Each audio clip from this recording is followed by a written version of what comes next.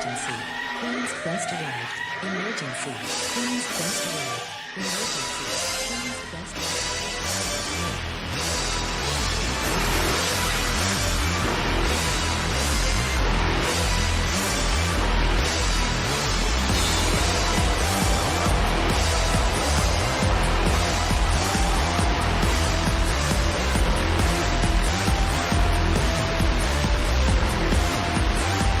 down to the queens. Hello, ladies, gentlemen, everybody inside and outside of the gender spectrum, and welcome back to Stardom Quest, the best weekly Stardom podcast anywhere in the world. I'm, as always, Alex, and I'm joined by Dylan. Hi, Dylan.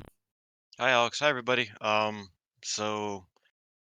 the first thing that's on everybody's mind is I don't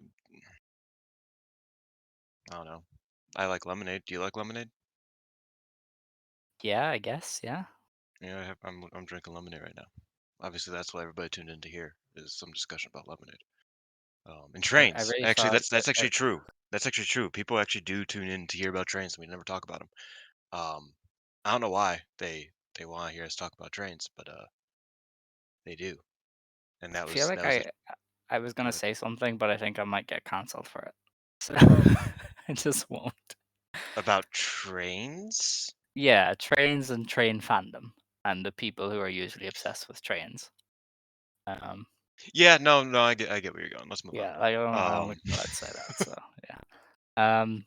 This show is brought to you by the 5 Star Network. Head on over to 5starnetwork.co for all of the latest podcasts and articles from the wonderful world of pro wrestling.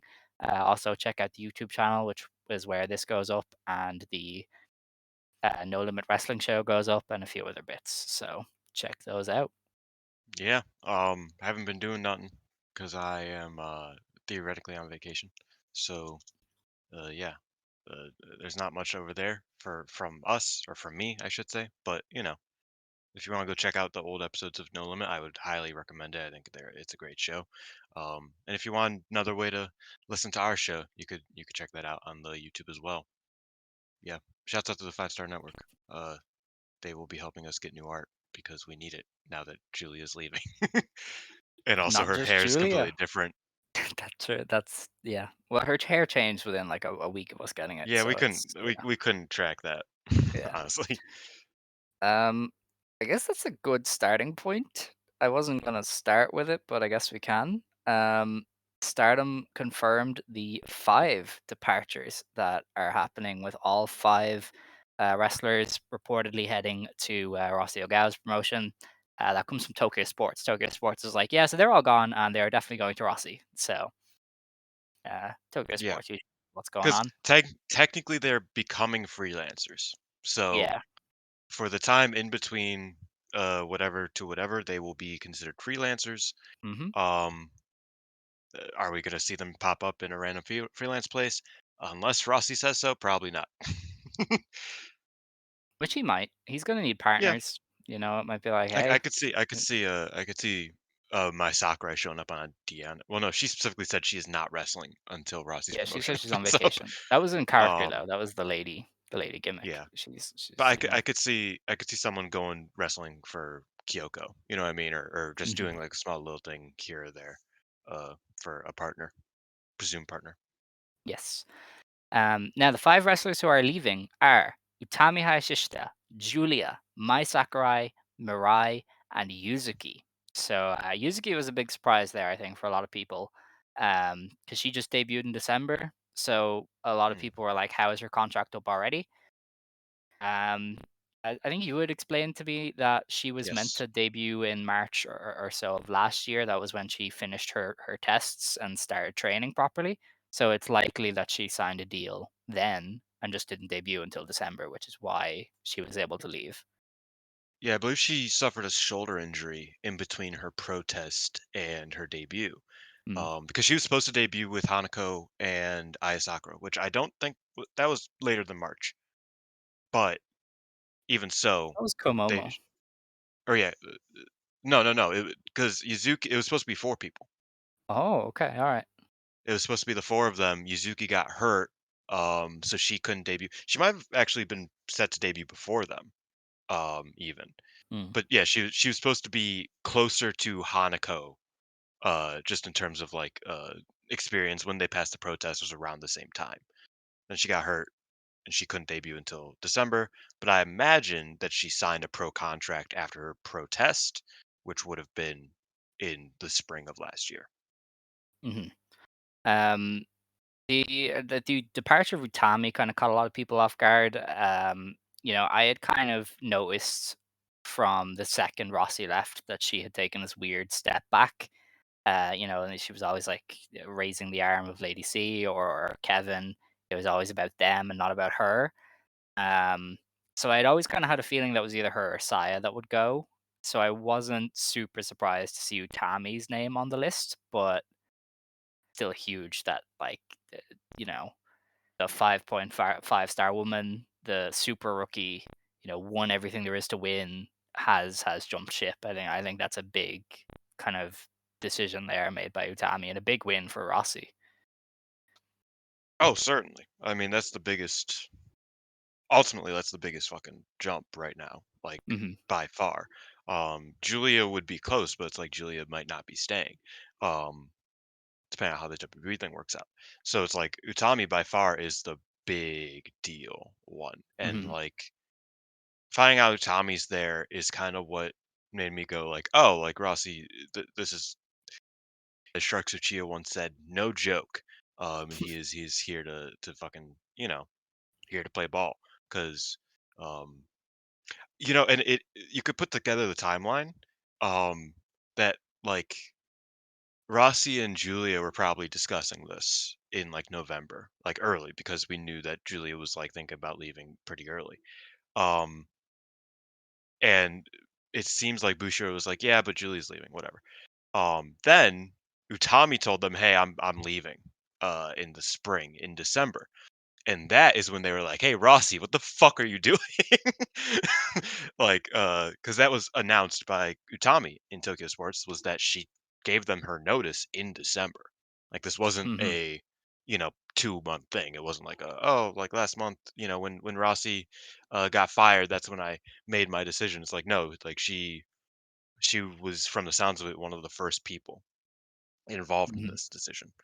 Uh, so like I think Bushiroad knows how big of a deal that was, and I think everybody should recognize how big of a deal that is because Utami is like, I mean, we'll talk about it in her match that was last Wednesday. It's like when Utami's on, she's one of the best wrestlers. Period. Like, you know what I mean? Um, I think that's a huge deal, a huge get for Rossi. Yeah, and the other three we knew kind of. Mirai said her time is running out. Mai Sakurai started jobbing to literally everybody. And Julia had told us ages ago that she was leaving. Um, so the other three aren't really surprising at all. And how you feel on them is pretty mixed across the board. Some people really Mhm. like some of them, some people really don't. Um, I think Yuzuki is the one to me that is like a big positive sign for Rossi to get.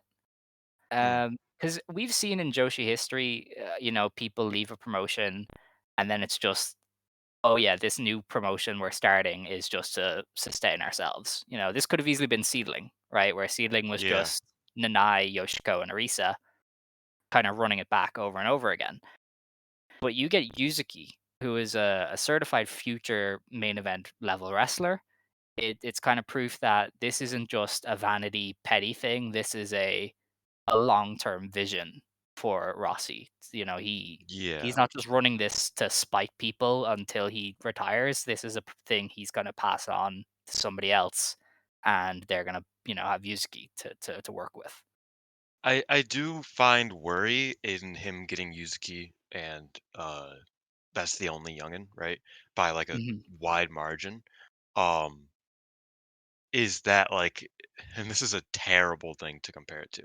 And if Scott hears this, he might cut my head off.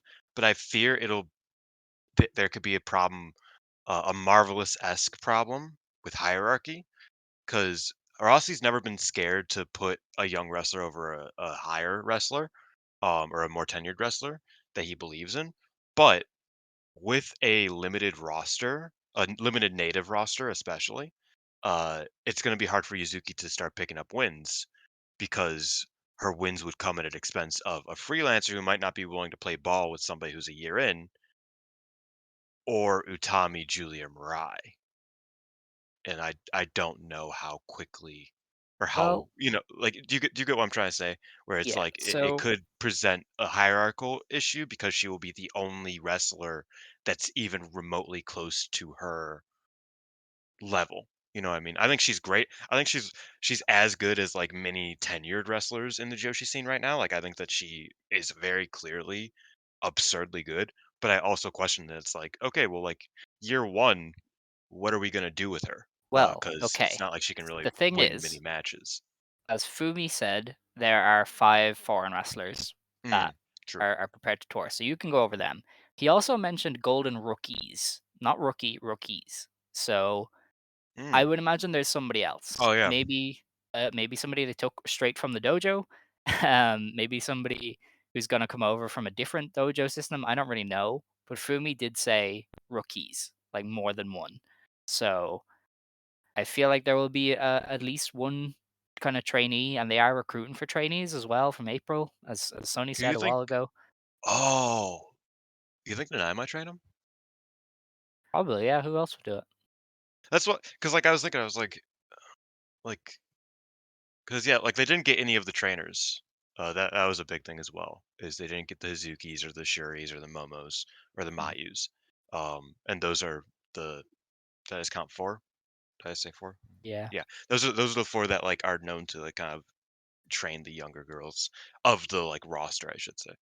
Um, so that's a bit, but if they have an eye, shit, like they could cook up some they good have rookies over there. Nanai, and he also has a lot of friends who are good at training. I Yeah, mean, well, I wouldn't say good, but Kyoko Kimura has trained a few good wrestlers. If or not Kyoko Kimura, Kyoko Inoue. yeah. Um, I was like, she did. Who are they? I want to see them. he is friends with Fuka, but she's GM of Actress Girls. I don't know if she'd be allowed, but he could ask her. He's good buddies with Ueshino. He could always ask him to pop back out. So I feel That would like be with the his ideal. friendships, I think they'd be okay.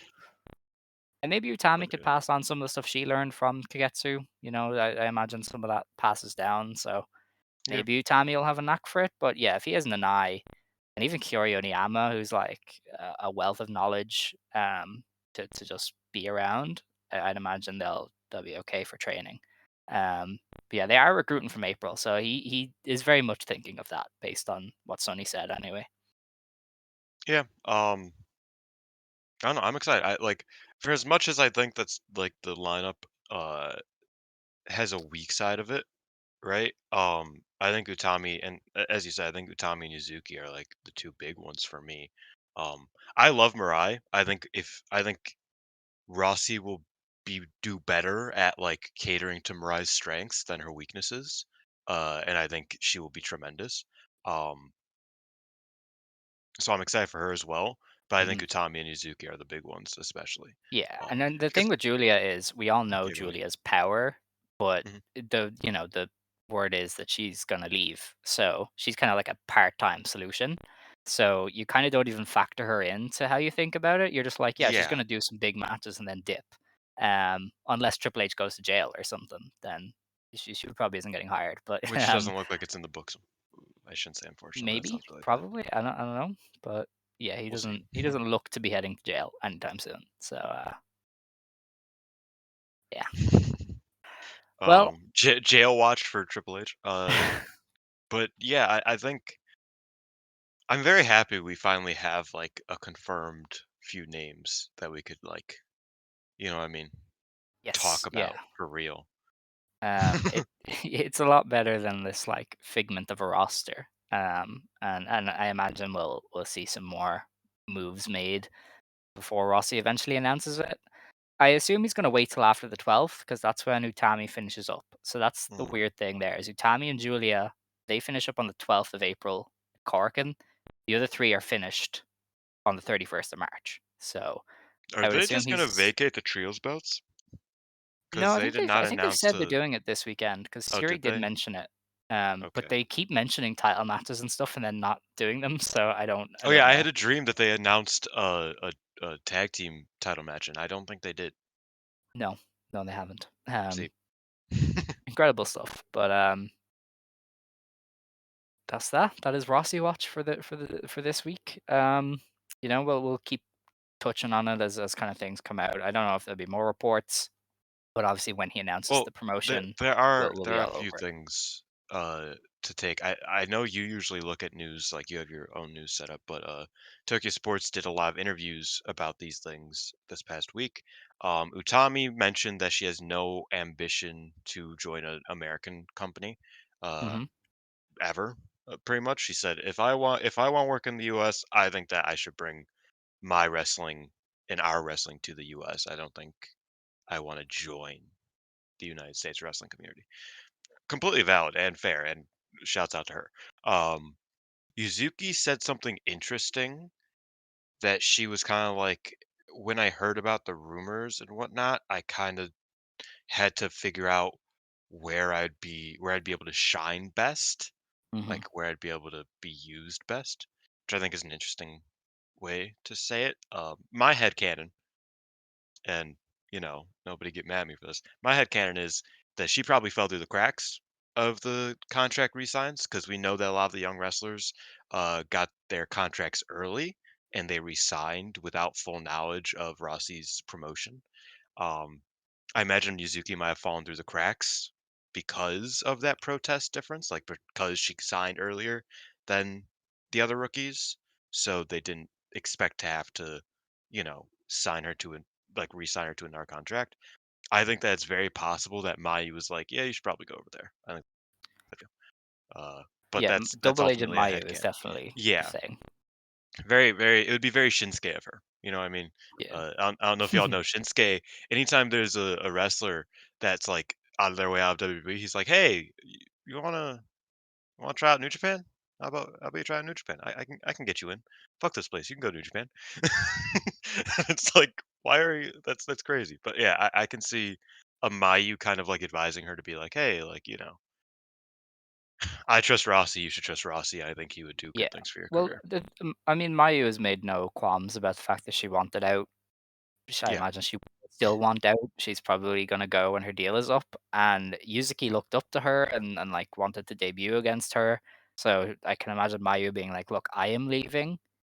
If you want to wrestle with me and do all that stuff, you should leave too," which is probably Mm, where this came from. Because people talk. I don't know if anybody's ever been in a workplace before. People do not shut up. yeah. The entire roster definitely knew about this within like a week, and had made up their mind or were like being talked to about by their colleagues. Like Utami definitely spent a week going, "Hey, as of me, you want to jump ship with me?" Like, that's how it works. That's workplaces in general. It So does yeah, make me wonder though with the like how early did they have these people sign contracts? Because unless that's just honestly, like a false like, narrative that yeah, there were wrestlers yeah, who that's wanted that is out an and they just interesting one. couldn't. I'm not Um sure, to be honest. Maybe they have a clause. I don't know, to be honest. But that's kind of the Rossi thing. We don't have a lot of time because there was a lot happening. So we'll probably just jump on to the next bit. oh, Um, there's one other news bit that we didn't talk about before the show. And it's that Konami doesn't have a contract with Stardom anymore at all. Yes, she officially signs with Skeban, and they were like, "Oh yeah, her contract with the company in Tokyo is has ended, so we signed her." Because So, until now she was on effectively an Ano contract. She had to get her matches verified by Stardom first. mhm. So that's why but she wasn't wrestling that much, so that wasn't really that big of a deal. But now she just doesn't have a contract at all. So that's a interesting Do you thing think to Rossi note. takes a punt with Konami? Because I don't know if she's ever gonna wrestle full time again, but I could see he him could using her. use Yeah. it. Yeah, maybe. He, I don't know about he, that, but I'm sure she could be in some things here or there. hmm. Yeah, I mean, he's gonna need people to fill out cards for a while, so maybe. Exactly. But I don't know. That's just what I thought of anyway. They did confirm the full lineup for the Philadelphia show. They haven't announced any part of the card, but we know Maika is wrestling Megan Bayne on it. At least she's challenged Megan Bayne, so you'd assume it's going to happen, but who knows? Um, They announced that Saya Kamatani, Tam Nakano, Saki Kashima, Maika, Mei Seira, Konami, Saki, Chairman Ram, Stephanie Vacker, Willow Nightingale, Mariah May, and Zaya Brookside were all added to the show. So you got a pretty solid lineup there, all things considered. I think Willow being added is cool. Stephanie obviously is great. Mariah May being on it is really fun, and I imagine she'll be involved with Mina in some way. And yeah, I mean Ram and Saki, I'm sure they'll be in like some undercard match doing some bits. But yeah, I can see them running a it's an scramble. okay show. Possibly, yeah. I think they were just there because they're like already in America for Yeah, the and they're on weekend. Spark, and they've been on Stardom shows before. Yeah. Yeah, and Spark announced Tam as well. So Tam is doing two shows. Mm. As is Mayu, Konami, Mina, I think is on the Spark show as well, and Azumi. Yeah. So that Spark show is crazy. They have like Aja Kong and, and Kyoko Inoue on it and everything. I'm like, how do you like? Where did the money come from for this? But you know, have fun, I guess. Wrestling works in mysterious ways. Yes. Speaking of America, though, I guess we should get onto this before we forget. Last Thursday on Ring of Honor TV, Mm. Mina Shirakawa defeated Anna Jay in the main event of that show to kind of kickstart the Stardom With AEW the Glam Collection relationship. Mina, I saw the That finish. I indeed, didn't watch yeah. the match, but I saw the finish. That's the thing that happened. I am a loyal Ring of Honor watcher. I think the Mm. women's division there is really good. I think Alice in Danger helps with it, which is why it's good. It's very That would shimmer make coded. sense. Like Yeah. every time I watch it, I'm like, this is literally shimmer.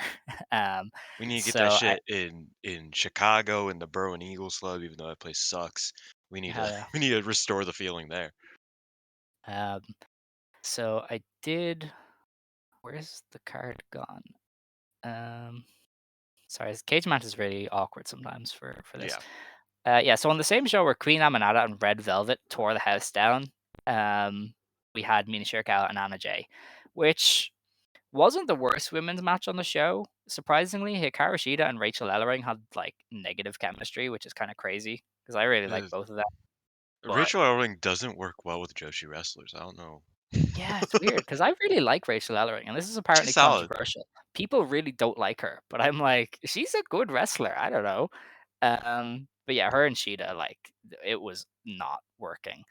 Um, so they did save Mina and Anna from the worst women's match of the show kind of honors, but yeah, if this was on a Stardom show, it'd be like the second worst match on every card. You know, it's just the That might be a level, bit generous.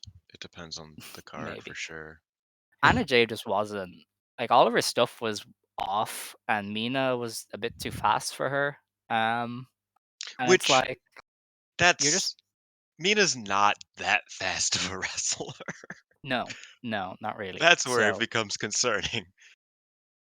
yeah, it didn't work. I know Mina and the Joshi wrestlers have to adjust to a bigger ring as well, so you're not Mm. getting the best of Mina because she's not used to working in a ring this big, and you're getting Anna Jay, who 4 years in is still being talked about as potential, and it's just not a recipe for a great match. No, it was okay, it was fine, but like I don't know, nothing to write home about. I saw better matches on the house shows, and they weren't even that good for house shows, like based on some of the recent ones from Stardom. So it is what it is.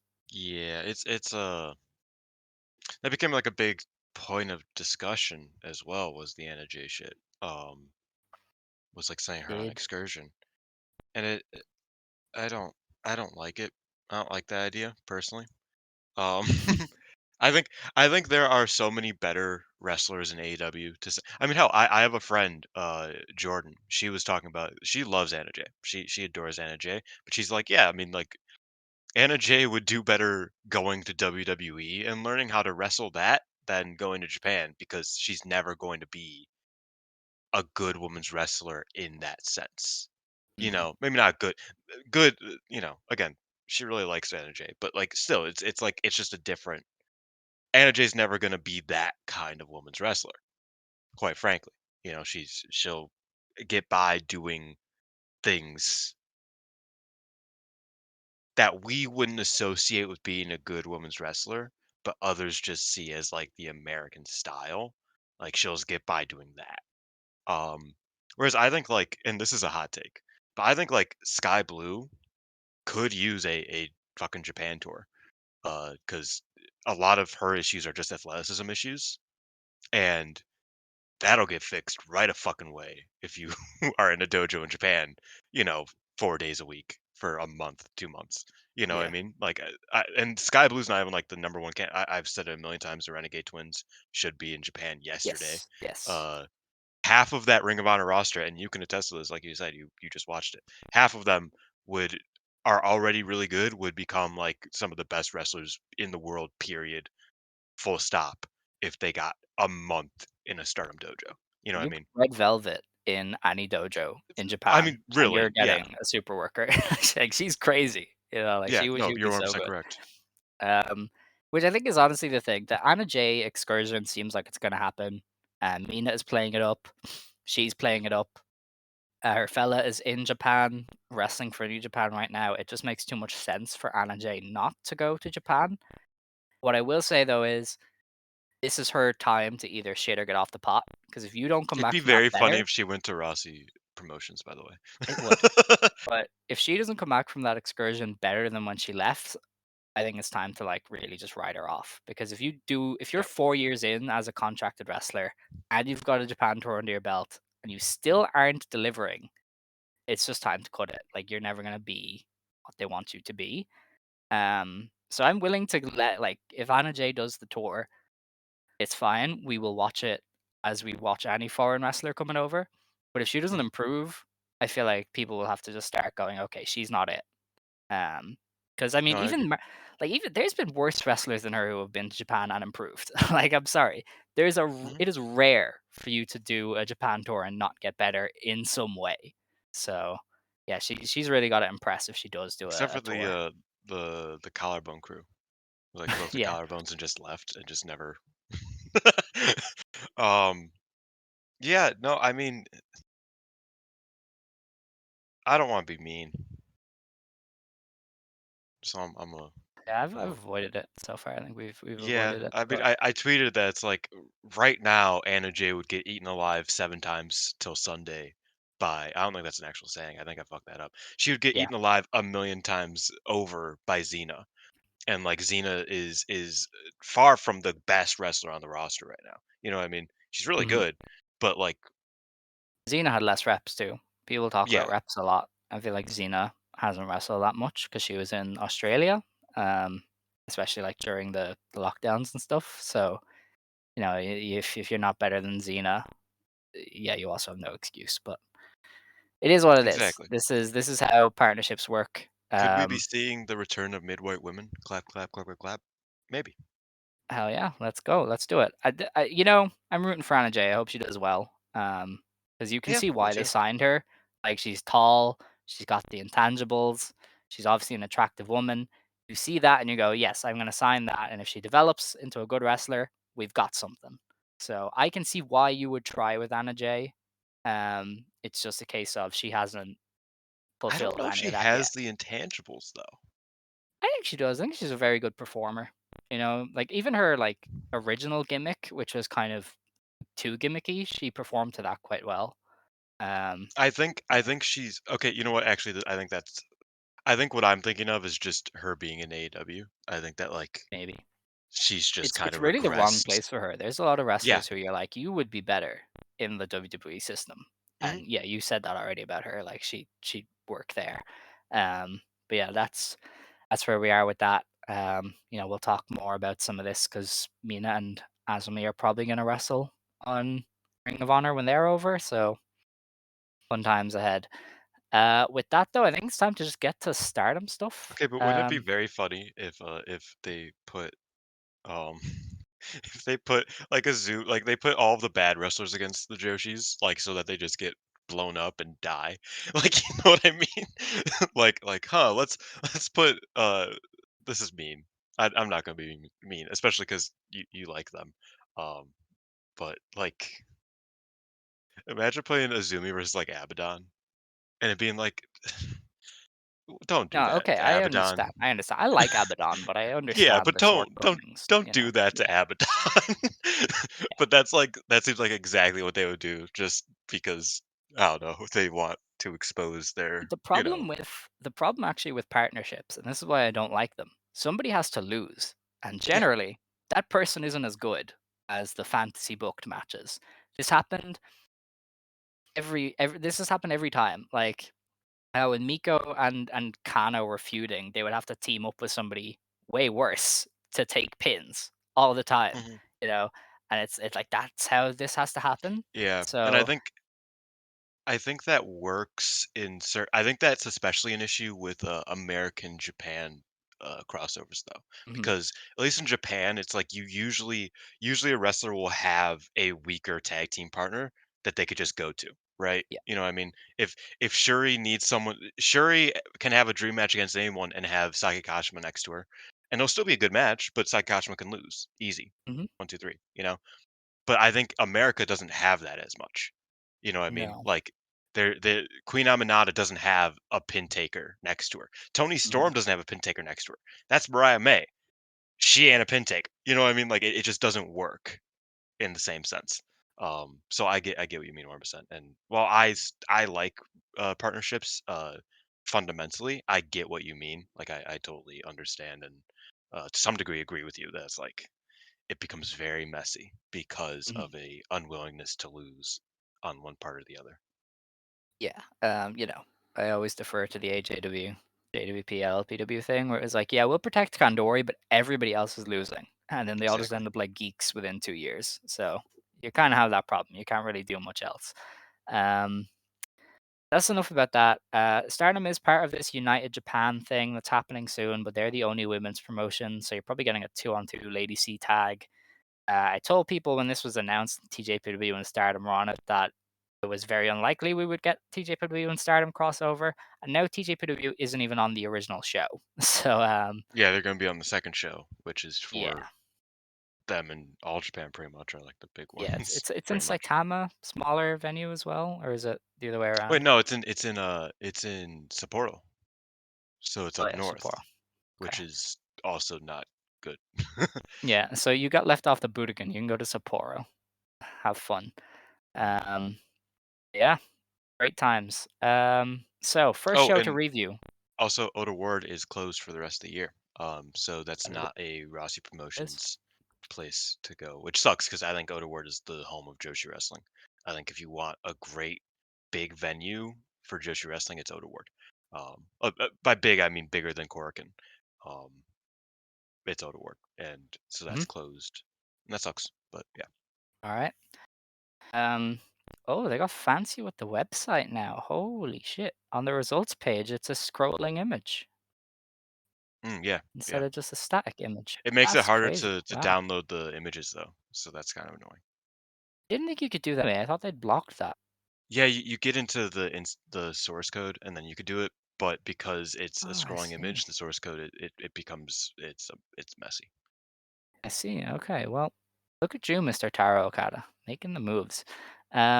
So on March 20th, the Cinderella tournament final happened in the Nagoya Conference Center event hall. They had a sold out 994 fans here, which is, I think, lower than usual for the Cinderella final, but higher than last time they were here. So progress is progress, I guess. Yeah, I mean it's Nagoya. That's the issue. They don't usually Yeah, run these in Nagoya. Um, and that's it true. for me, you could feel that. Like Mhm. the crowd vibe was a bit weak. And also it's the miking issue, which has been talked about a lot. Um, I think that Starm's production kind of fails in a lot of places. But yeah, I think Nagoya was a bit quieter for the show. Oh, Yeah.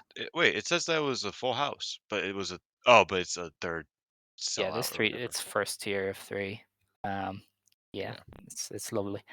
In the opener, we had Mai Utani beating Yuzuki in 7 minutes and 46 seconds with a dragon suplex hold. So Mayu just kind of beat the shit out of her. um, this was the veteran versus rookie match where the rookie gets the shine by not giving up, and Mayu just beat on her mercilessly. Yeah, I thought this was quite good. It could have been a lot better, I think, if it was like in a different position on the card and with a few more minutes and all that good jazz. But I thought it was, it did what it needed to do, and I enjoyed it quite a bit. Hmm. Um, I feel like every time I watch Yuzuki wrestle, my main note is, damn, Yuzuki is very good at like all of it, Hmm. and this was no exception. Very true. Yuzuki was good. Um, this was the obvious like shining up performance that you do for a stablemate, but obviously it's kind of different because Yuzuki is leaving, so it was a bit more one-sided. It wasn't like, hey, look at her, she did well. It was like, okay, she lost. Get lost. But also afterwards, Yuzuki cryptically said, um, "I I want to wrestle you when I be mature as a pro wrestler somewhere, Mm. somewhere." I You know, I've wonder just where that'll realized be. they no longer transcribe the comments because it's a video. How am I meant to translate things? I don't speak Japanese. This is a nightmare. Yeah, they only transcribe what happens in the ring now. Yeah. Man, this is Taro Okada, you have lost me already. Get lost, broke I know bitch. it would be great if Um, they at least put English subtitles on the post-match comments, because like we lost the pre-match comments years ago now. It would be sick if they put them on the post-match comments, but since I Sonny feel like is I feel like they leaving, do, but that's not only happening. on YouTube, not on like Do they website still upload, do that on maybe. YouTube? I thought that was I just New think Japan. so. I don't know. I thought they did start doing that, but they used to do it on the website and now they don't. So I'm kind of thrown off, but it's fine. We'll adjust. Um, the next match was Xena, Hanako, Wakasukiyama, and Mina Shirakawa beating Rani Agami, Saki Kashima, Mirai, and Suri. Mina got the win for her team with the Venus Tower, which is kind of her climbing everybody and then doing something. Um, Doing the splash, yeah. Doing the splash, yes. I enjoyed some parts of this. The Xena Mirai stuff was kind of cool. Mina was in there with Rana for a little bit, and Rana really shines when she's in there with the kickers. She just like seamlessly blends with them. Um, yeah, Suri kicked the shit out of some people as well, so it was an enjoyable match. I like these Enex's V multi tags at the moment. I think they work really well together. Um, so I was into it. Yeah, Xena collapsed one of fucking Mariah's lungs, so that was lovely. Yes. Uh, yeah, so they don't put the English subtitles on the YouTube anymore, by the way. Oh, okay. So just fuck us. Um, but yeah, I thought that that was really fun. Otherwise, I just didn't really care much for it. Like it was the match that was in between the stuff I wanted to see. Uh, Hmm. and it was like late at night that I was watching it live, and I'm just like, I just don't. I don't care Placement of right some of the now. tags was really silly, because they would do, Mm, like, the serious matches, and then it'd be like, "Here's a way to tie." I was like, yeah, "What? exactly. What?" Which I think Um, that match didn't suffer as much as this match, because this match I was just like, bro, can we yeah. just get to the Well, they were tournament? in there with the work Jesus. rate angels, so, the work rate angels are carrying, Yeah, that's also so true. that makes sense, but, yeah, no, this was just like a house show tag, but, enjoyable stuff. Um, yeah, the Cinderella tournament semi-final, Hanan beat Rocca in 9 minutes with the 17 roll-up. Um kind of went as you'd imagine. They did everything they could to get the crowd on Hanan's side. Like a way to Tai cheated. Rocco was like working on top. Stars like fended off the group early and left them to wrestle. And then Hanan gets the like out of nowhere pinfall. They just did everything they could to like make Hanan's win this big babyface moment. And Rocca is like good at pairing off with that. We've said it for a long time. She's good at playing to the heel character. Um, Mm. I was always like, "Oh, if you gave Rocca a push and made her legitimate, I think it would work a lot better." And they kind of did in this tournament, and it made a match like this a bit more enjoyable because she had some level of legitimacy to what she was doing. So it definitely made Hanan's win that bit sweeter. Yeah, and I think Rock is quite a smart wrestler. Some small things were like so first of all, she came out with a jacket, so you know it was a big deal. Uh, like she came out with like with a little fit on. I respect that. But she did the Samoa Joe walkaway spot, which I love. and then immediately fouled it up, like immediately paid it off with Hanan getting the same dive, but having to be faster with it. Um, because if she wouldn't, Rock would just walk away again. I really like that. I love Samoa Joe, but I think that like that spot is kind of cliche because it never gets like noticed, I guess. It's like it's one of his signature spots. Somebody should kind of like there I should be a think reason it CM Punk happens. did. I think the Yeah, Wembley no, he did. match they You're did. right. Yeah, And I 'cause love that match. That was yeah, a great match. But yeah, exactly. fantastic. So I love that Ruaka did the walk away. It's like, come on, I could just wait here for you. And then a few seconds later, Han just like outspeeds her, gets to the top, and hits it. And then Ruaka couldn't move away. I think that's like a really smart little sequence there. And also she protected the freezer bomb. Instead, she hit the big what would you call it? It's not even the swagger bomb. The second rope Butt fallout. wrench? No, no, Oh, because I that's don't what I know. mean. When you go to the second rope, the Big Show used to do it. You go to the second rope, and then you like fall out into a splash, Mm, like you kick your I legs don't out know the name of backwards. it, but yeah. Oh, yeah, yeah. I know what you mean. Yeah, I don't know the name of it, but I know where you're going. It used to be the Swagger Bomb. The gut wrench power bomb was just a gut wrench, but it used to be a Swagger Yeah, I Bomb. thought it was a power bomb, Um, but yeah, I know what you mean. but so she did that instead of hitting the freezer bomb to protect it, so that she didn't so that Hanan didn't have to kick out of it, which I think was sick. Ruaka went for the concussion bomb, which I also thought was really cool. Mhm. Uh, and that's what finally Hanan wiggled out of it, got the 17, and won. I thought the quick finish was really fun. I thought a lot of Ruaka's just psychology was really cool. And I thought Hanan obviously did a great job. And I loved the seconds, how they kind of worked. Stars was very proactive in beating the fuck out of Oedo Tai because Yeah. they knew that they would have to make sure Hanan doesn't get screwed out of a win. I thought everything, it wasn't the greatest match. It wasn't even the best tournament match of the night, in my opinion, but I thought that, like, what they did was very smart, and it was done exactly how I thought they should have done it, in the moving pieces department, at Yeah, least. yeah, this wasn't one for your spreadsheets. This was for Hanan. This Yeah, is yeah, we're it was a getting behind very Hanan. well done, performance to put over Hanan. I also love that they shook hands after the match, and Hanan got a little bit too chummy, and Ruck is like, "Okay, get the fuck off me." Yeah, that was a bit of a callback to the future match as well. They did the Yeah, same after that. So Rock is always like, "I will show you compassion, but not too much." yeah. It's great. Don't don't try to hug me. It's like, we might have grown up together, but I ain't hugging you. I will Yeah. shake your hand. Don't touch me, though. I really like Rocka's role in like that class. As I do feel I. like she's a very interesting part of it. So long as they keep using it well. I've Um, always believed that like Ruaka getting left out of things always kind of irked me. Even in times when like she was a bit weaker in terms of just like in-ring output, I always felt that's like, yeah, but like she has in something that nobody else of her generation has. You know what I mean? mhm. Like they can make Kid Oeda, like they can make her a heel, but she's not Ruaka heel. And she never will be, and she shouldn't be.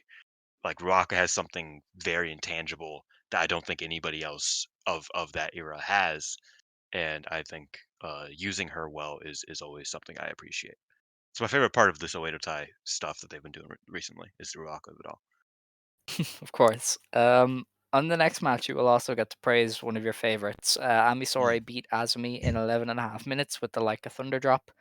Azumi is the perfect counter to Ami Sourei's slow lumbering wrestling. hmm Um, like she sped it up when they needed to, and it just made it for a much better match. Obviously, Azumi's Cinderella tournament style is just good in general. It's really fun. So, it really made the most of Ami Sourei, who she did save herself for later in the night. I will praise her later, but yeah, this was more of an Azumi making her pick things up than a great Ami performance. So yeah, shouts out to Azumi, but she was never winning, which I think hurt because I was like, yeah, Yeah, when is Ami gonna put her away here? Because especially because Mirai was on commentary starting at this match, and I'm just like, hmm oh, I wonder what the final will be. yeah, like it was very obvious they were gonna run back the Hanan Ami thing, so it was hard to buy into the Azumi near falls, which is kind of Yeah, her whole thing. They translated Azumi's post match comment, but none of the other ones. yeah, I slipped Taro Okada 20. Um, Oh wow, they did. This Yo, website I'm this sorry. is so I love that. confusing. I This love the is auto absurd. translation being "Yo, I'm sorry," Yeah. because she was crying, which that's sad. Oh yeah. But yeah, I thought Azumi did so well here. I thought Ami did well as well. I think Ami excels when there is someone to kind of like you said, to kind of counter her. Like I think this is like a very good play. I think Ami had a really good tournament because every single matchup she was given was a good matchup for her. You know what I mean? I Yeah, think that like a bit. having Unimon and they could just kind of clash for 7, 8 minutes maybe, and just do the kind of the Haas stuff and then get out of there. I thought that was really good for Ami. I thought that the Meisera and then this match was very good for Ami because they were the high speed wrestlers that can like Ami can stay still and they'll just like wrestle around her and that could be the story. Yeah. Is like once she catches her, she's gonna kill him. But until she does that, it'll be an interesting match. It'll be a very compelling match. Ami can do some of her stuff, get some of her stuff in, but it could really just like fall onto the high speed wrestler to really make her look imposing while they look super evasive, super speedy, super just good at what they do. So I thought this match was really good. This was one of my favorite matches of the night, honestly. Uh, yeah, because I just thought this was like such a well done match. I thought that the ring out teases were super well done. I thought that was how the finish was going to go, and then it didn't. And I was like, oh, wow, like like it got me, because I was like, they were really teetering there in certain ways, and I was like, that was a really well done tease. Um, and I just thought this match in general was really really fun. Uh, One last thing before we move on, because a lot of this stuff on the show I don't have too much to say about, so I'm gonna pontificate a little bit. Is Azumi went for a different vibe this tournament that I thought was kind of interesting. Uh, she got a lot of heat on other wrestlers. Um, she spent a lot of time beating down other wrestlers and let them have their comeback instead of her being the babyface in peril, which hasn't been the case much in recent times because she's so good at like the fast, fiery comeback. That she's usually the one that's a bit on the back foot. But in this tournament, she's put her foot down and just beat the hell out of people, and I thought that was really fun, a cool, different side of Azumi that we haven't seen much uh, in recent times in singles matches. So I really like this match overall. So what you're Sorry saying for is, she's preparing for an Oedo Tai run. no, that's not what I'm saying. That sounds like it. She's getting heat. That's what I they do. mean, They get heat. As me getting heat with kid we would laughing have at people. we would get Momoa's back, but at what cost, Alex? Yeah, for as long as Momo sticks around. Yeah, Um, for as we long then had as a Azumi sticks around, That's theoretically. true, yeah. We did a three-way trios match. We had Meisera, Suzuki, and Mai Sakurai beat Miyo Masaki, Lady C, and Saya Kamatani, and the team of Saya Ida, Koguma, and Hazuki. Meisera pinned Saya in 10.5 minutes with a shooting star. Yeah, so what They the did fuck's kind going of. on there? I'm gonna be real. I feel Uh, like Taro is just a Saya's lot. losing a lot. She is. I feel like this guy is just a lot more open to people taking pins. 'Cause Siri got pinned by Momo as well, which Yeah, when was the last time Siri lost a house show tag? So yeah, I think Taro Okada is just a little bit more open to that I kind of don't. thing. I'm not gonna say this for sure, but it's very possible that Shuri has never gotten pinned in a house show tag team match before. Possibly, yeah, because DDM was a super team straight I off. mean, like Um, maybe like from a Wado tie thing, probably at some point last year. yeah, Or so like, but really, like, it's not a thing that happens. no, Um, but no, I agree. But I also think that it's like, okay, so this is this is I don't know. the soon to be Queen's Quest leader.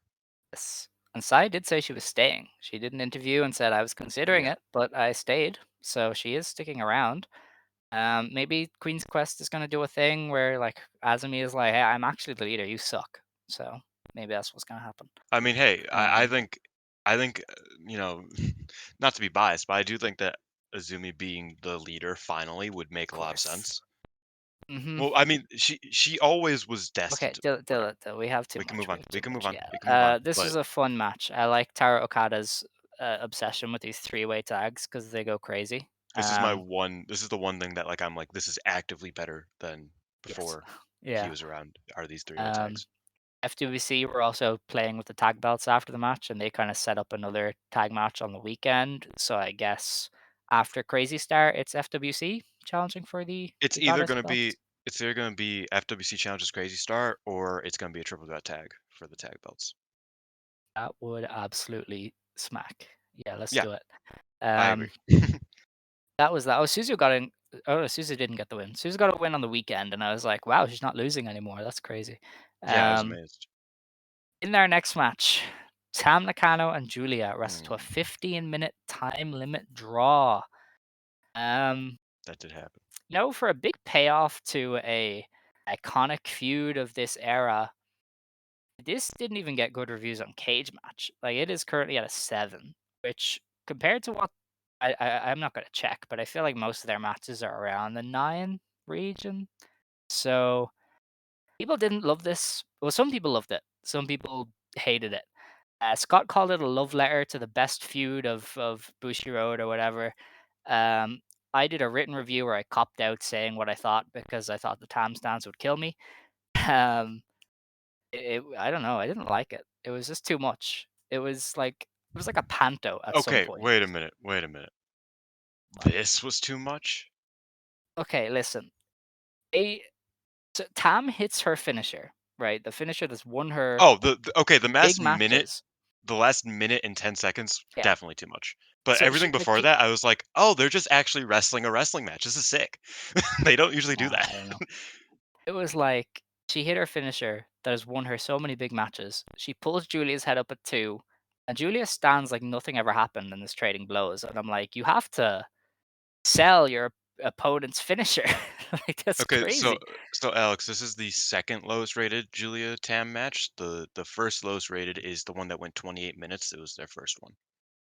Oh yeah, that was weird. That was COVID It- times though, so that yeah, it was wasn't pretty good. freaky. Um, yeah, this just it was excessive. Like they lost track of pro wrestling for a little bit. They were just like we're doing an action sequence in a movie or like a panto.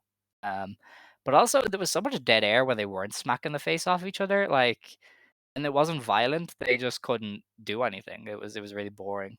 So yeah, I don't know. It didn't work. I wasn't into it. So I did not like it.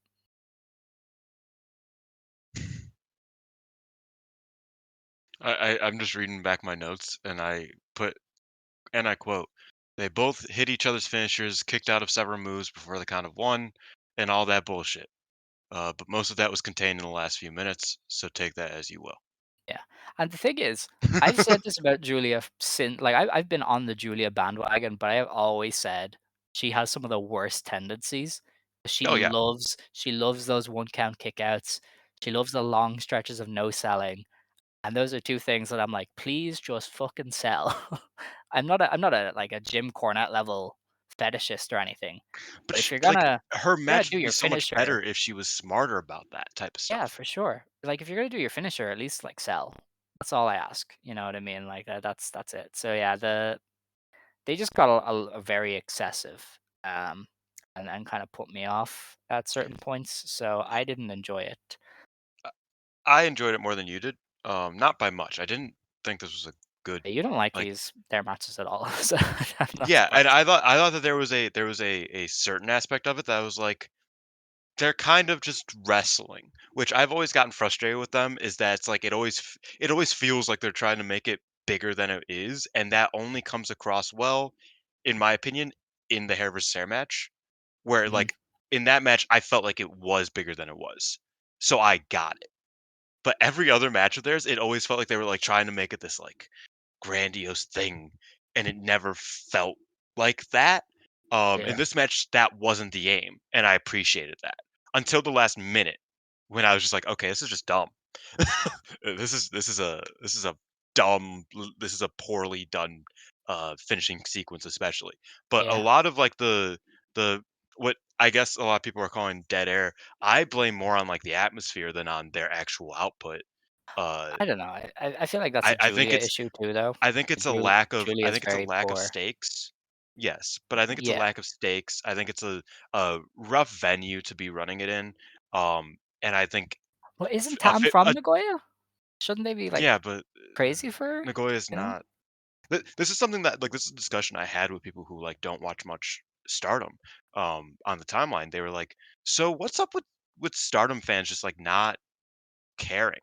Okay. See, the thing is, But it's they not were just Mike's. loud. It's not just It, mic'd poorly I because think it was though. It was but they mic'd also really just like badly. they don't they don't do things that like a lot of crowds will do. They don't I get don't as know. into it outside of Cork and All. I think they Like react genuinely. pretty appropriately. And when there's like big near falls, they kind of get up out of their chairs. Um, I don't know. I just guess they don't. They're so conditioned to clapping, I guess, that they just don't know That's what what it else to feels do. like. That's Because what it even feels during like. like submission rest holds, they don't yell for the wrestlers; they clap because that's all That's they're what I conditioned to mean. do. And it's like I feel like y- there's obviously the stereotype of like Japanese crowds like are very you know, quiet and respectful. It's silly, by the Um way. it is. No, I agree.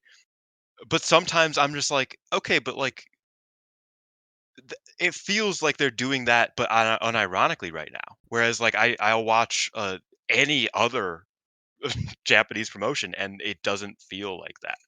It Mm. feels like the crowd is like into it and excited. And yeah, it's a Japanese crowd, it's not an American crowd. They're obviously different.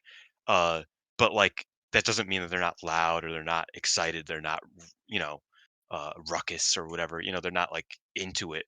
It's very clear they're into it, but sometimes with Stardom shows it just doesn't feel like they're into it at all. You know, they'll be like, "Yeah, Yeah, that was cool. Cool. I guess. Cool move." I do think they suffer from the issue where the audio is so badly done. Because there's times where Also they are 100% true. loud, but it's so muffled that you don't hear it fully because they haven't mic'd it properly at all. So they're almost too loud for the microphone to handle. Because that happens sometimes where you're like, "Oh, they're loud." It's so muffled that you can't Mhm. hear it.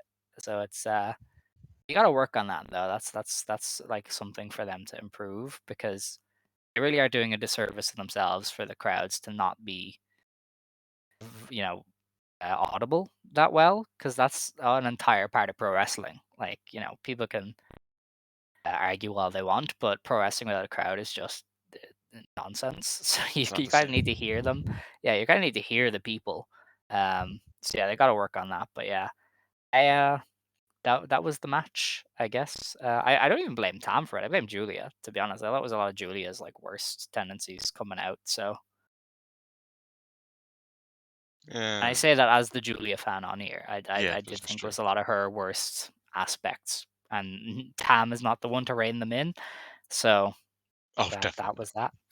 Yeah, The post match thing the was I thought that whatever. the first I half of the match was good enough, but it definitely Yeah. fell apart by the end. Um, I don't know how you felt about the post match. I think it was just kind of Tam being Tam, with the crying and like slapping her, and yeah, we are actually going to fight forever. Um, Joshi things like that sometimes are a bit silly, so I don't really mind it. Um, so yeah, Yeah, post match I was thought it kind was of. like I thought it was nice in theory, but Mm, I think it would have worked better if I cared about these two as like the eternal probably. rivals. You know what I Yeah. mean? I prefer as a like conclusion, I feel like their GP match is the one.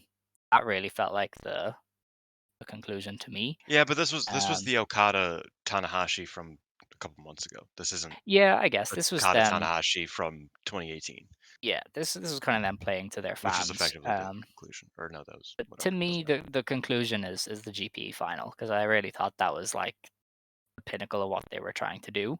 Hmm. So yeah, that was that. Kind of a. I'd imagine they'll wrestle again at some point. So it's kind of putting a pin in it for now. But they will definitely share a ring again. There's like I there's don't no know. way that doesn't happen. I don't know. I think that like Tam is not far off from retirement, possibly. We have said And that for 5 years now. I'm done. She's never okay, leaving. but if I Julia don't believe it. goes, if Julia goes to WWE, then she at least has a 4-year contract, 3-year contract. Yeah, but she's not And I don't resigning. think, but So I don't think Tam's lasting 3 years plus extra time for whatever happens to get Julia back to Bushi Road. oh, you are asking for it. Tam is not leaving. I'm sorry. It's our cross to bear. Um, After that emotional high, we had an Oedo Tai tag. It was Momo Watanabe, Starlight Kid, Fuking Death, Rina, and Natsuko Tora beating Saori Ano, Saka Karara, Aya Sakura, Yuna Mizumori, and Natsupoi. Rina got the win for her team in 13 minutes with a double knee drop on Aya. Yeah, this was the work rate Angels at their absolute best. They are insane. Like Natsupoi and Kid had some fun exchanges. I thought Aya and Rina did really well. Yeah, I'm trying to remember if that was the combo. it Oh was. yeah, I it believe. was Aya. Yeah, it was Aya. I thought Aya looked really good actually in this one. As did Her I. like As did I. in ring stuff is really really good post injury, which is kind of crazy. She like was gone for 6 months and came back better. But I was into her. Um, yeah, I thought those two pairings really kind of elevated the match, and the rest was kind of just whatever. Like Oedo Tai wasn't here to party; they were just filling their role. But For Cosmic Angels context, were doing the thing. I rated this and the Giulia Tam match the same That's fair, honestly. because they were Yeah, both like good enough for me to be like, yeah, I got something out of that, but not anything more than that, yeah. like at all. I feel like you could like talk down on Julia versus Tam if Cage Match didn't like it, so it's fine. Um, Yeah, but yeah, that was that match. The next match was the I wouldn't say Cinderella that Giulia Tam Final. was their worst since the first one though. I feel like I was lower on the second one as well. Um, but also that You was really did 2020. not like that Julia white belt run. And Oh, I hated it. I did like it. I remember because I was like, yeah, that Konami match rocked, and you were like, what? And I was like, yeah, that was cool. But yeah, I don't know. We had the Cinderella final. Hanan beat Amisore in 11 minutes with a backdrop driver. It says a wrist lock backdrop driver. I don't know if there's a difference really. You're still dropping them on the neck either way. Um, and I thought this was a good match. I thought Amisore worked the God, I fucked that up, didn't I? She A worked little the bit. kind of pace that really makes you go, okay, I see the vision with Amisore. Like when Yeah, she picks up the pace, you're like, okay, I get it. She picked up the pace here. She was really into it to kind of make Hanan's big win the best match it could be. Um, yeah, I enjoyed it. I thought she let Hanan kick out of some of her big moves. The second time she went for the what? Thunderbolt, they did a Oh, reversal, and it was really cool, wasn't it? you just cut out. Just so you know, Oh, I can't hear you if you're talking. well, damn. Can you hear me now? Fuck. Hey, I'm back. Thank God. My shit bugged out for a second. I was very concerned. It's better a little bit, I think. Hopefully. God, Are we here? Am I here? I am here. we're here. Okay. My bad. Um, yeah, this match was good. I thought this match was what actually really suffered from the poor miking of the crowd. Because like I could sense that they were very into the Hanan like story, but like I didn't hear it, and that frustrated me. You know what I mean? That was because the crowd was poorly mic'd. Because it wasn't like it was silent. It just was not. I don't know. That frustrated me, but I thought this match was very good. Like I said, I think Ami kind of had a really good run throughout this entire tournament. If I'm being honest, so yeah, I was happy with this. And I love the finish. I was they scared the fuck out of me with the Thunderbolt cheat tease, and then Hana ended up winning, and I was just elated. So The shouts out Hana. the Thunderbolt reversal was cool. I thought it was Yeah, really good. Um, so yeah, I enjoyed it. I thought Amisore did really well in that. And Hanan is Hanan. She's like awesome. Um, it is insane to think Hanan won the Cinderella. yes, Like obviously we've been watching for a long time. I remember when she was like the kid on the shows just getting beat, and her hmm like young sisters came along and they were getting beaten 3-on-1 by Viper. yep, Um, and now she's the Cinderella tournament winner, and she's gonna challenge Soriano. And it felt like the time for Hanan because they really like after the future run, you were like, okay, she could do something. But in standard Rossy fashion, he put her on the back burner for a while. Um, they did start planting the seeds of this back in the Goddess League, and kind of through the start of the year, they gave her a bit of momentum. So I think they built her up really well progressively to get to this point, to where this didn't just feel like a random surprise. It was, yeah, if you paid attention, you've seen her pick up these wins. Like, this is a very natural progression. And her versus Ano, I mean, they did it in the GP and it was good, and now they're going to do it on a big stage. And I imagine they're both going to go all out to try and make kind of. And Hanan's not winning, but if she loses in a spirited effort, I think she's a made player at that point. Yeah, it is interesting that she did it before anybody of her generation. Like excuse me, she was the first of her generation to win a Cinderella. Yeah. And even beyond her generation, that includes Izumi. You know what I mean? Like hmm of I mean, she beat that Kid as entire well in the tournament. yeah. So Um, I think that's what more surprises me than like that she did it mm, inherently. It's that it's like Azumi hasn't done it yet, Kid hasn't done it yet. Uh, I mean, Suzu won the 5-star, but like Suzu hasn't done it yet. Ruaka got to the or to the semifinals. That's great, but like the fact that Hanan got to it first uh, is fascinating. It's sick. I'm mhm. happy about it, obviously, but like I was like, wow, she got there before Kid and Azumi did. Uh, can't say I saw that one coming. You know, especially considering they're all still 20. Azumi's Yeah. 21. I think Hanan either is 20 or is going to turn 20 soon. Um, something like that. I think she. Yeah, I don't remember. I think she turns 20 this year.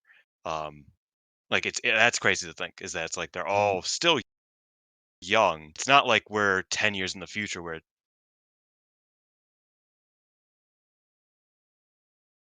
Are you there? I am here. It said I wasn't Okay. here, so I was like, oh no, All right. man, I hate this Wi-Fi sometimes. But like are we good? Are my words Yeah, coming yeah, across we're well, or grand. am Yeah, I don't breaking worry. up? You can go. Okay, I get stressed out. Um, But yeah, it's fascinating that it's not like they're all 30 and it's like, oh, Hanan ended up getting more things done than Azumi and Kid did. I think I personally can foresee that. That it's like, oh, at the end of the day, Hanan will be the ace, whereas I don't know if Azumi will ever be the ace. Well, I know Azumi won't ever be the ace. I don't think Kid will ever be the ace. But I think Hanan will be. Um, but it's like they're still 20. And we're already like Hanan's like Hanan has a better resume than I mean, like, Kid has, like, her things and Azumi has her things, but, like, I mean, Kid from a is a s success story. but You know, from a stardom previous belts, metric tag belts, high speed from a belt. star You know, from a she's stardom she's good metric, enough. there are 4 things that are above all else. It is the 2 top titles and the 2 top tournaments, Uh, and Hanan got to I that don't know. first. I guess, but in fairness, though, they did change it to Yeah, focus on new wrestlers. So I think she kind of has a caveat there of none of the big hitters were in. And man, I don't know if they're going to continue that, but you're doing a it's kayfabe she played against plumbers right now. Uh era merchant. Bro, that I've been having to argue with people about Momo, where it's like people unironically are like, "Yeah, but she wrestled against plumbers." I'm just like, are you fucking kidding me? Are you kidding me? That's what we're doing right now. Momo wasn't good enough because she played against plumber. No, but Watanabe was yeah, elite tier. uh, Yeah, that's. But yeah, people. I just think people don't. no, they don't. They don't know. They weren't there. But Hanan, she's a great winner to like kickstart the whole. Yeah, the Cinderella is about uplifting new talents kind of thing, because Totally. she is the premier new talent to uplift.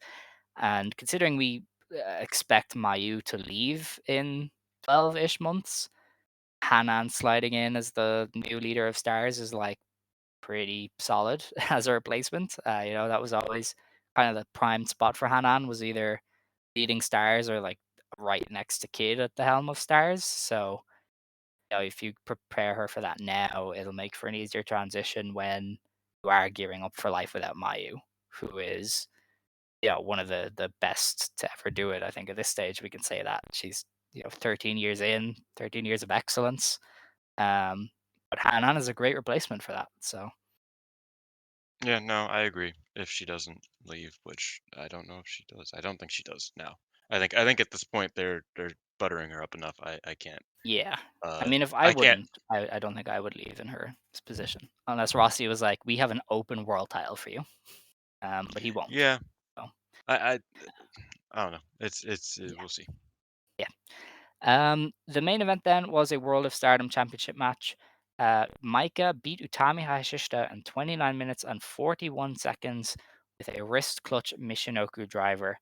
Um, so they teased going to the time limit, and Maika just pulled out the win. Um, I thought this was a great match. Kind of had the slow pacing that I expected from the two of them, but they built it up pretty well progressively. Um, and I thought like the power stuff they did was quite enjoyable. So that was great. Not my preferred style of match, but I can at least admit that what they did was really well done. You're just not there. Just can't hear you. All right, you uh, renegotiate your life there. Um, can What? can you speak? I I just heard the words renegotiate your life. I was like, Yeah. damn, what happened here? I'm Oh, here. Hello. okay. Discord be bugging sometimes. You know what I mean? This I do. happens. I do. Uh, Anyway, we but gotta do quick thoughts because this show is we're late. It's gonna go long. yeah, it is So going to go long. I thought this match was tremendous. I absolutely adored it. I thought this was better than Micah versus Saya by a decent margin. Um, I think Utami, like I said earlier, when she is like in her mode, when she's on her game, she's one of the best. Like I she can make me believe that she's the greatest wrestler of all time. Um, she isn't, just because like metrics that doesn't really work, but she makes me believe it, in some of her matches, and like this was such a great performance from her. Um, I'm not sure if this was their best match because they've had a lot of matches, and I remember liking three or four of them a lot, especially two of them, their especially the GP stuff was two. great, fun. Yeah, I think it wasn't. I think it was their second red belt match I liked a lot, but And the issue with that one was Korakuen? that was between the Shuri one. No, that Oh was their yeah, first that red one. belt Yeah, yeah. match. Uh, but they're just great together. Quite frankly, I Yes. think they're tremendous together, and I think this match kind of like they went above and beyond, which I've been begging them to do for so long with each other, because it just started to be like, yeah, they're really good together, but that's all they do. Is just they do what they do all the time together. Again, I thought this match kind of like took it up a notch, which I was dying for, and I was so happy to see. Um, Yeah. I loved it. I loved that Micah flipped out of the hijack bomb, so didn't have to blow another near fall. That's the Um, thing I want to bring up about Maika. All of her red belt matches end in that similar manner of her countering the big spot and then just getting the win. She did it with Suzu and the mm, Stardust Press. She did it with Saya and the Phoenix. She's done it with the hijack bomb. She just kind of reverses the big move and then is like, okay, it's my time to shine. I think that's an interesting little wrinkle to her title matches that nobody else really has. and she's like a defensive wrestler, yeah. Mm. Uh, which I think she kind of excels more so in. I always thought that like interestingly, I think like looking at My Hime, and this I know sounds like it's a tangent, but it's not. Looking at My Hime, I always thought that Himika was the great wrestler at like running at you. I always thought Micah was the great wrestler for you to run at and her to do something out of it. You know what I mean? Mm. Like I think Mike is a great receiver, a great defensive type of wrestler. That that big body, the big turning body slam that she does when somebody rebounds off the ropes. That's beautiful. You know what I mean? Like that is so good. Like that's such a simple but great spot. And there are things like that in Micah's game that it's like if you run at her, she gets something off of that, right? And she is kind of that defensive wrestler, whereas Hameko is always the more offensive wrestler, and it's like when she bounces off the ropes, she's gonna kill you. She's coming in like a freight train. I think that to this day, that's something I really like about Micah is that she is kind of that defensive type of wrestler. Sometimes it works, sometimes it doesn't. I think in this match it worked perfectly. Definitely. There was a lot of stuff after the match then as well. Her and kind of Utami putting each other over. Maika was like, "Hey, I've like, you were my chosen rival, and I've beaten you now." And then Momo showed up to be like, "Hey, I've been challenging you for ages. Like, do you plan on defending against me anytime soon?" And Micah said, "Lol, no, I'm wrestling Megan Bayne in America." So she keeps ducking Momo, and that's one of the things as well about Taro. is he will like have somebody challenge. The champion just doesn't say yes, but they just keep challenging. Because like Maika had to challenge 3 times for those artist belts. Crazy Star have challenged like 3 times. FWC won at least 2 different belts. Hina has been the next in line for the future belt for about a month now. He really likes to just stack challengers apparently, because yeah, Momo is clearly going to be the next after Megan. And it's like been foreshadowed, but it's really funny that she's just like, "Are you gonna challenge? Are you gonna like let me wrestle you now? I've asked twice," and Micah was like, "No." Cause Which I kind of like, um, because it makes it feel like the belts are like wanted. Like it doesn't feel like yeah, it's like happenstance. It feels like people are gunning for this, and if you don't watch your back, somebody's going to try to take your head off with a bat if you don't give them a red belt match type of thing. I appreciate that, but it does kind of make me think like, okay, so what are we doing? Like, what's the plan here? Like, I like to kind of like not even like long term see what's gonna happen, but just like what's gonna happen like in a week and a half in this company? Like I feel like we've lost out on that with how sporadic it is and how like, like dynamic it is. I find it interesting, like the thought process behind it, but it's just like I don't know. I would like to know who is challenging for the tag belts, please. yeah, because they keep setting stuff up, and then you don't really know when it's happening. Because they set up Yeah, and it's Aya not even like setting Sakura stuff up and like Sayaka Kurara, right. but I don't know what day that's happening or anything. So, Yeah. and that's an important match Love because new the management. winner gets to join Cosmic Angels. Like that's a big match, Correct. but I have no idea when it's happening. Sari challenged Mayu, and Mayu said yes, and they haven't confirmed it like they would have done in the past. Um, yeah, a few weird changes there in how they like announce stuff, but yeah, they do stack challengers. They do have to like wait for your challenge to go through, which is kind of cool. But you know, that's a personal Yeah, thing, I guess. it's an adjustment. Yeah. And But that was just that in show. general, Maika Utami, really, really great. I know that like Yes. my internet's been bugging out a little bit during this match. It didn't the internet gods are trying to prevent me from talking about this wonderful match of Utami Hayashishita. Yes. But it was very good, and I'm very happy that they ran it before Utami dips. Alrighty. We will get on to the other shows to review. We'll just take a quick break and get back into it. Okay.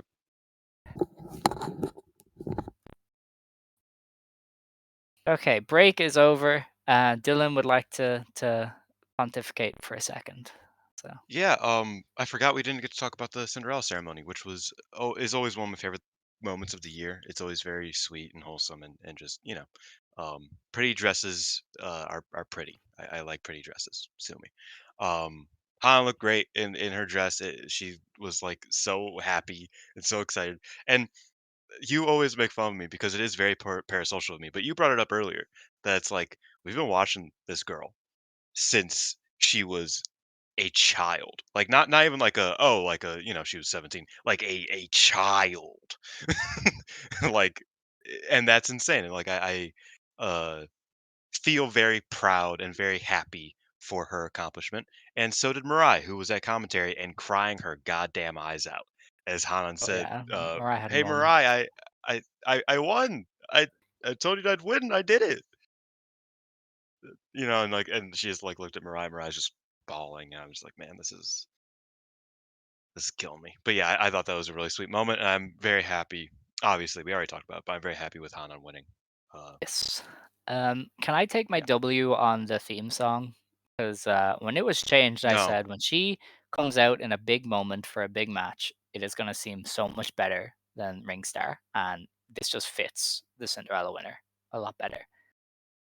It's an actual wrestler theme. It's not as childish as Ringstar. Yeah, but it's a Okay, solid song.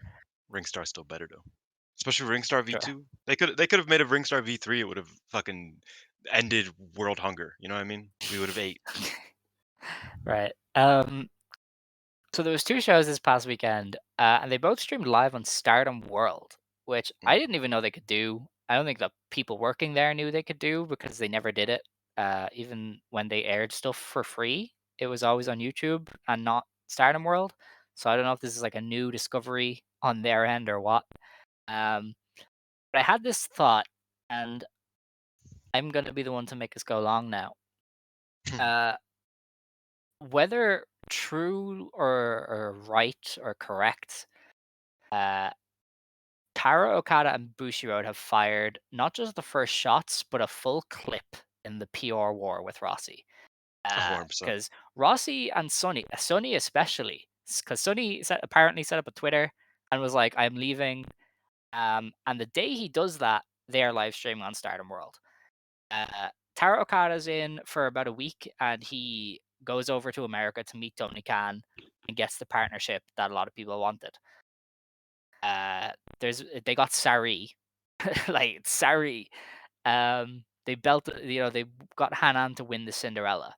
So the people currently see They Taro got Okada. did you kinda broke up for me a little bit. Did you mention the AEW thing? Yeah, Okay, because okay. that's the yeah. Yeah, he flew over and got people the partnership they want. Hanan belted Mhm. up, live streams consistently, and so people are just like, this was all Rossy and Sonny's fault. And again, whether true or not, people are willing to throw those two under the bus now in the name of Taro Okada and Bushiroad. I feel like the PR war is very one-sided right now towards Bushiroad, because people do think that all of this was Rossy and Sonny's fault, and I'm not saying it is or it wasn't, but people think that, I and thinking is a very important piece of this anyway. Like they're gonna run with it. I'll go out on a limb to say most of it was not their fault.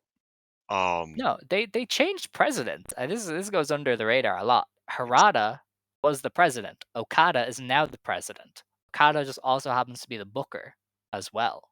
Well, I Harada think wasn't. where I think where you can, like, see an improvement from Rossi to Okada is just synergy. I think that's it.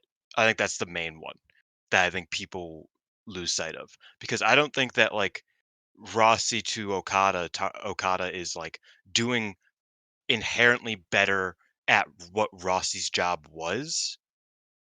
I think Okada is the president and booker, which is a very different thing than the booker who adheres to a president that doesn't get it, reportedly. Hmm. You know what I mean? Like, I think people see it as like, oh well, Rossi's job. Taro Okada now does Rossi's job. It's like, no, Taro Okada now does 4 jobs. He now works for New Japan. He is the president of Stardom, and he is the president, or he is the booker of Stardom.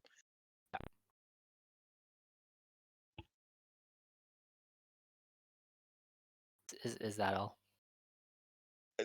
Mostly. I kinda cut out, All but then right. I thought about it, it's like, do I have anything else to say? Not really. But, like, that's I just think that there's a difference that I think people don't recognize, is that it's like, the shit that Okada can do is way more than what Rossi can do in his position at Bushiroad. Mhm. You know, like, that's just factually correct. And I Yeah. think people lose sight of that part of it all. And that's what I mean in that, like, the PR war is like whether coincidentally or not, people blame all this on Rossi and Sonny. And I've had people who I speak to regularly who followed Stardom, and they're like, I don't know, man, it's just really weird that Rossi leaves and they show up, and I'm like, yeah, because they got visas and Harada left. Like it, that's how it works.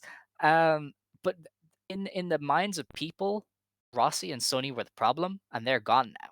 And I feel like they are going to have an uphill battle fighting against that. Because even with these live streams, people are like, "Oh, Rossi's not going to do that." Like, how do you know? like, uh, like Sonny, like I know people don't like Sonny, but Sonny said both promotions would be more accessible in this year, and he's been right about Stardom. So why is he right about that, but not right about the company he is going to produce for? You know, like why are people like, "Oh yeah, he's lying"? It's like, well, he wasn't. He's half right. Like he literally has been correct about a lot of this stuff. So I just think it's interesting. I don't pick a side. Everybody's a carny bitch. Like it's pro wrestling. They're all like rich and making money off the broken bodies of talent. Like it is what it is what it is. There is no good person. There is no bad person. I just think There are it's some bad people. fascinating. Okay, that's true. Yeah, there are definitely some bad people, but I just think it's fascinating how quickly the tides have turned against Rossi and to an extent Sonny, and how Just much because they're gonna he's have to chilling. fight. Yeah, I just think it's interesting how they're gonna have to fight against that. Like they have to come out all guns blazing, or I think a lot of people are just gonna stay very mad. uh, at the risk of sounding a bit tribal, and I don't want to do that. I do think that we forget who the industry leader is sometimes. And I say this Mhm. as a big Stardom fan. But like in their ecosystem, the industry leader is Stardom. When an industry leader gets challenged, they are more likely to make, small changes that they probably could have made at any time, as a company, if they just put an extra $20 in, pretty much. Uh, they can make changes then so that they remain the industry leader and they don't look like this alternative is doing better than what they Oh can. yeah, this is pettiness. This is pettiness and Yeah. competition. Like that AEW that photo with Taro Okada and Tony Khan was fueled purely by spite. Hmm. Like make no mistake about it. If Rossi is still here, I don't think they even do the Stardom World streams. They probably do the AEW partnership, but I don't know if they give a damn about streams. Like that's how I think about it. If Rossi doesn't leave, they're not arsed investing in that side. Yeah, no, I agree. Um, but because he left, they did, and people are now like, hey, it's Rossi's fault, and that's a big win for Bushi Road. That's probably what they wanted. So yeah, I just think I'm just interested. I feel like Rossi has to really But hey, make a splash for people to pay attention again. at the end of the day, you decide what you believe in. That was such a he has been so fucking funny throughout all this. Remember the fake trip to New York? Bro, motherfucker's just doing stuff. He's He's so like funny. he's the funniest old man. Maybe not the funniest Honestly. old man. He's up there. He's up there. Yeah, he's pretty crazy. Anyway, we had two shows He to showed up review. at that talking event with like fucking a $10,000 fit on, like a Yeah. $10,000 jumpsuit or whatever, just randomly. Yeah, where's Rossi gonna get the money to fund his own Fed? And he's there wearing like 4 grand jackets. Like I think he's okay. Yeah, Yeah, it's crazy. But we had two shows to review. As I said, they live streamed on Stardom World. They are up in like one file. It's a which hard cam sucks. mainly. I hate the one file. It's because when you're like trying to like click around, it's just such a big jump, and it's hard to Mhm. find where a match starts. Some of the shows are a blank screen for an hour. I'm It just like, lags so fucking bad, for me yeah. at least, because So it's just a bigger file, so it's like naturally a bit if I didn't do the show, I would have messier. waited for the individual uploads because they're obviously going Same, to do that. But obviously hopefully. we don't have that luxury. We have to watch what we are given. Um, So the opener of the first show, which was in Nara on March 23rd in front of 324 fans, was Yuna Mizumori beating Sayaka Kurara in 7 minutes. There was no audio for this match, so Yeah, I skipped it because same. what's the point? And it's really sad because these are probably the best forearm throwers. They probably beat each other's chests in, and we couldn't hear it. And I'm really, really disappointed. I know So it sucks because this is the match I wanted to see, like of the yeah, two. Because there was this one, the Aya Sakura match, and I was like, this one sounds like that'll go hard because Kara's a better seller than Sakura is, so that will be more fun. Because mm, selling for Unimon is fun, and it was muted, so I didn't watch it. yeah. Goddamn shame. Um, the next match, then they did restore the The feeling. audio, the feeling. It was Miyo Masaki and Lady C versus Aya Sakura and Tam Nakano. Yeah, Taro has not been cooking with some of these tags. Yeah, this is all right. Lady C beat Aya with a choke slam, which is kind of cool. I like Lady C getting wins. That's sick. Um, Oh, they're Lacey probably did go gonna. train with Tajiri this past Oh week yeah, that's or true. the week before. I don't know. At some point, she Really did that. random. She did a triangle choke, and I was like, "Damn, Tajiri taught you that? That's crazy." Not in this match, in Incredible. the match on the KBS All show, but yeah. There's so much weird noise going on. Oh, I think it's because I'm spinning in my chair. My bad. No, it's in my. Oh, I don't know. Unless Oh, you sound okay. like a motorbike. I don't know. It sounds like a I don't motorbike think going I around. I don't think I don't think I'm a motorbike personally. I think There are it's a no swivel chair. motorbikes around here either, so I'm very confused. But it's You're being invaded stopped. by people with motorbikes. Yeah, it seems to have stopped now. I don't know. That was weird. Yeah, that was that match. Lady C got the win. We might see her move up to like number 3 in Queen's Quest. Ah, With that's me, you buddy. well, she didn't win this, which you'd think she might if she was. Yeah, but I don't know. Who knows? All I know, I feel like they set up a Miyu Amasaki and Tam match, but I don't ever. I feel like I read that somewhere, but I don't know. Um, so uh, who knows? Who's to Um, say? yeah, we had Hazuki Koguma and Hanan beat Zena, Waka, Skiyama, and Hanako. Hanan got the win over Waka with 17 in 9 minutes. Yeah, this is all right. I guess it was, I it's found fine. this considering who was involved, I found this quite boring. I was like, Yeah, this should be good. It's not. What? Not that it's not good. It just wasn't. Xena is very good, but not good enough to carry Hanako and Waka at the same Yeah, time. I think that's probably Um, it. so that's probably it. Now Hanako's And like, okay, but I feel like she can blend in when there's not a power wrestler to work with, and yeah. there was not. So But yeah, this yeah, I was like, this is bland, and it shouldn't be because like most of these wrestlers are yeah. cool. This I don't know. It's show fun. itself was not all that. I won't lie Oh, to you. Like this show is very bland. house shows have been really good all year, but this one just wasn't. But it was fine, I guess. Our next match was a three-way tag battle. It was Mina Shirakawa and Azumi teaming up to take on Yuzuki and Mayu Iwatani, and the team of Natsupoi and Shiori Ano. Azumi got the win over Yuzuki with the Azumi Zushi in 9 minutes. Alex, Um, yes, this is Stardom Quest. yes, that popped me so much. You posted the photo, and I was like, "Holy shit!" Does that mean I have to learn the dance? Because Azumi had to learn the dance, and she was not having a good time. You would dance like Azumi with the fucked up knees. Yeah, it I I can't tried even do just the shoulder thing anymore. That's I crazy. tried just like moving past it because that would have been funnier, but I popped myself. I can't sometimes. That was good. That's I fair. love myself. I don't, but I do. Yeah, it was a good match, like generally, and I was happy to see Azumi and Mina team up because it's like for once, you know, we could unite in both saying that the right tag team won this match. Yeah. Oh my god, that's true. Um, that's We crazy. don't have to be we don't have to be on opposite sides of the aisle like we usually are with Azumi and Mina. No, we could just That's be true. happy that those motherfuckers killed it and are sick and rule and won. You Team know, America. Azumi wasn't very good at the dance, but she had a lot of joy in her face, so Oh that's yeah. kind of where what matters. There was a They did trio a in this TikTok that was dance. particularly okay. So it was Mayu, Poi, and Azumi were Mhm. going at it at one point, and that is just galactic shit right there. Yeah. So I love that.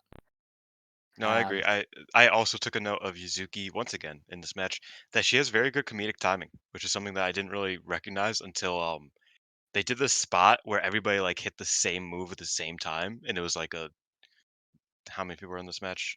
It was a 6. person down, Mhm. right? And Yuzuki just is like standing in the middle, like let's go, because she's the only one who didn't bump, and she's like, yeah. And I just found that so funny, like just like the timing of it all. I was like, this girl's got something. She's a natural. She's a natural for real. But yeah, Team America won, which is what they dubbed themselves, Mina That's and crazy. Azumi, since they will be doing the tour of America. And they did a TikTok dance, Yeah, because as well. they're not on the shows this weekend, right? They're in America.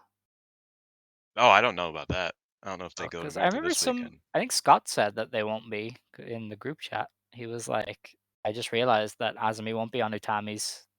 Oh Utami's wait, last no. show is in Yeah, April, so they won't be there in April. Yeah, but mistake. it depends on how long they stay. Because I mean, I wouldn't be surprised if they stayed for like 3 weeks, 2 or 3 weeks, and Maybe.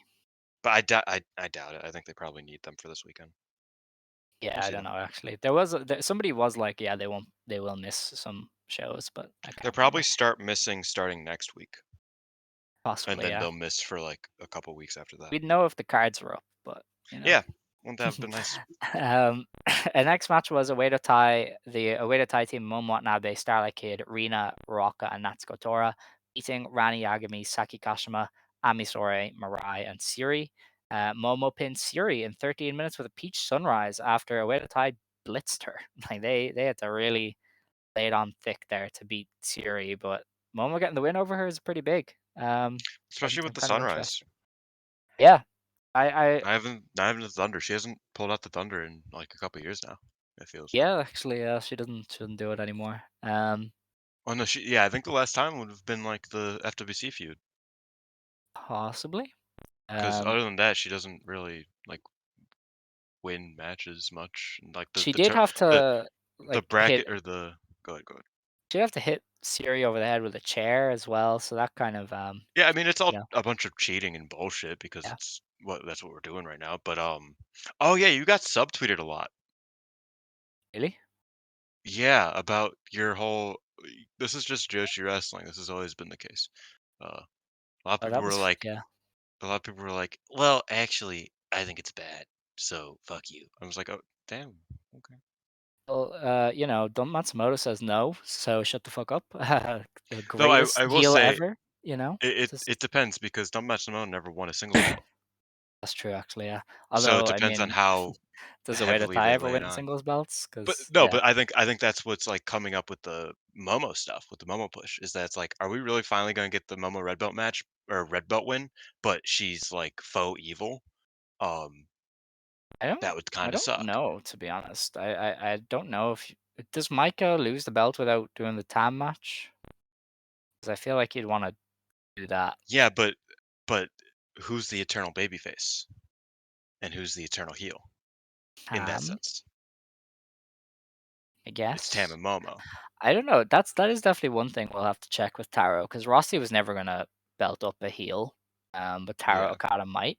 Especially not a true heel, and now they're making Oedo Tai true heels, and they might be belting one of them up. Yeah, maybe. I don't know. To be honest, I'd have to see. I mean, I feel like they might just be building her up, and this is how they do it: is wins over key It would people. be smart Um, because I also feel like story-wise, it would make a lot more sense for Momo to like or for Micah to overcome Momo than it would for Momo to like win and then yeah, continue like it. I don't know. I just don't think that like this is like a long-term sort of thing. maybe not. Maybe this is them convincing Momo that they will give her something to do. I don't know. They should I stop and let the her the lead, the match please. itself was so kind of uneventful that we're not discussing it much. There was No. some good combos in there, but Oedo Tai have had the foot off the gas for the last few shows. So yeah, it is what it is. Um, we then had Saya Ida, Saya Kamatani, Utami Hayashishita, and Maika of the Golden Generation taking on Mei Sarah, Suzu Suzuki, Mai Sakurai, and Giulia. Saya Kamatani got the win for her team with a Star Crusher. The original Golden Um, Generation is wild. yeah, actually, yeah, That they that's didn't include Mirai that they were trying to do forever, which was probably a yeah, Rousey move. But yeah, probably. I mean, you I think can't. Rossi just wanted to like have his golden girl like get some shine somewhere. Please let her look good sometimes. And I think Yeah, that's where the Mirai difference came in. probably yeah, because she hasn't really been mentioned among them for a while. But it was kind of neat to see the Golden Gen pair up there. I mean, they're a real mix of styles, so it kind of works. I mean, you've got the two power technicians, you've got the flyer, you got the muscle bound one. So it was kind of fun to just see them all together. Yeah, I thought that Ida did especially well. This entire weekend actually, she was probably the MVP of the weekend. Um, because I thought that her stuff was super fun. I think it was especially against Julia. Was her yeah, it was Ida and Julia that were doing a lot of great stuff. Um, yeah, I thought it was like a good match. I didn't think it was like anything like great, but it was a novelty match that I was happy happened because I've obviously been a big Golden Generation fan for quite a long time, so I was very happy to see kind of like where they're at now, and like this will be the last. This is like the end of it effectively because like now it's just the triple threat from uh Osaka a few years ago, 2020. It's just Oh, that match. the Wave Rules The one. future. the Wave Rules Future of Stardom It was Championship so match from random. They 2020. just did like a wave Great skip match, once, and by it the was way. really cool. Yeah, they never did it again. I thought that Yeah, was really it was good, fun. but it is wild that that's like those are the remaining members of the gen. Yeah. Because like at that time it was Himeka and Utami that they were positioning highly because they were the finalists in the fucking 5-star that year, and now neither of them are going to be in the It's company. a strange time. Yeah. That is true, actually. Yeah. Oh, what a weird position we find ourselves in. Mhm. Um, that was that show, though. We have another show to review. On March 24th at the KBS Hall, in front of a sold-out 511 fans, our opener was Yuna Mizumori beating Aya Sakura in 7 minutes. This was, I would imagine, worse than Unimon versus Carrara, because they just didn't fit as well. Um, I guess the point was Unimon beating both of the trainees of the group. Because again, somebody said that Aya is wrestling Carrara, so them both losing to Unimon and then having to face off makes sense. Yeah. So yeah, Yeah, I didn't watch this. fair enough. We then had Starlight Kid and Rina beating Yuzuki and Mayu Iwatani. Rina pinned Yuzuki in 7 minutes with a pink devil. Yeah, we got some Mayu Kid interactions here, which were pretty fun. And then, the Yuzuki Rina finishing stretch was kind of one-sided for Rina, but, it kind of makes sense. She is staying. Yeah, I think Rina and Jesus. Rina and Yuzuki are a great pairing together, and it is a shame that they are going to be separate. But even Rina said that it's like we'll wrestle again in the future, but I will never lose to you. Where are the words going? What is happening? I don't know. It's 3 in the afternoon. Jesus Christ. Um, but yeah, so I like them a lot as a pairing, and I thought that Mayu obviously did well, Kid did well. I like this match. I thought it was fun. And then the post match was very funny. Yeah, so they were, what was it? Oh yeah, Rena was on the phone and or the microphone was just talking shit. She was like, you seem to be leaving and I fought you. And you were fun, but now you're gone." And Kid was gonna talk, and then Rian, the pink-haired rookie, Oh, no. shows up and You was like, you know what happened specifically? "Uh," Rena went, "So, anyone wanna challenge me? Anyone? No? which is so funny because she No? challenged her Okay. own sister and Yes. has now But she's given still out hurt." title matches. Yeah. But so she's like, "No? Anybody wanna challenge me? No? Okay. Okay, kid, you could talk." She gives her the microphone. And then Rianne comes in, and she was like, "I would like to challenge someone, Starlight Kid." And Rena's like, "Hey, what the fuck? What do you mean?" Yeah. She And I was thought that was so very funny. it was so fun seeing just a pure rookie promo where it's like, "Hello, hi, my name is Rian. Nice to meet Yeah. everybody. I want to challenge you." That kind of way where they're like so like, stiff and like formal. Because obviously she'll like be This less reminded me very formal. much of the army days with the Zumi, where like every new rookie would be like, "Hey, I want to challenge. I'm gonna challenge you," and they're like, "What? You don't want to challenge me? What the fuck? But I'm like the leader of the rookies around here." And she's like, "Yeah, but I want to wrestle her. Please leave me alone. I want to wrestle her." And it's just like just the vibe. I really appreciate it. I thought it was very funny, even though it wasn't subtitled. You could still get the vibe across if you read Yes, the there's a translations. lot of natural comedy in there. And that's happening on the 30th. So we do Yep. know at least one match this weekend. It's Rian versus Starlight Kid. I wonder who Um, will win. Yeah, I wonder if Rian is a high speed wrestler because she She did said say, she "Hey, was. kid is a fast, energetic, high speed wrestler. I want to be like that." I guess so. Interesting. Yeah, maybe she'll get Um, better. maybe. We then had Momo Watanabe, Rocca, and Natsuko Tora beating Lady C, Saya Kamatani, and Azumi. Momo pinned Saya in 10 minutes with a peach sunrise again through various cheating. Um, so yeah,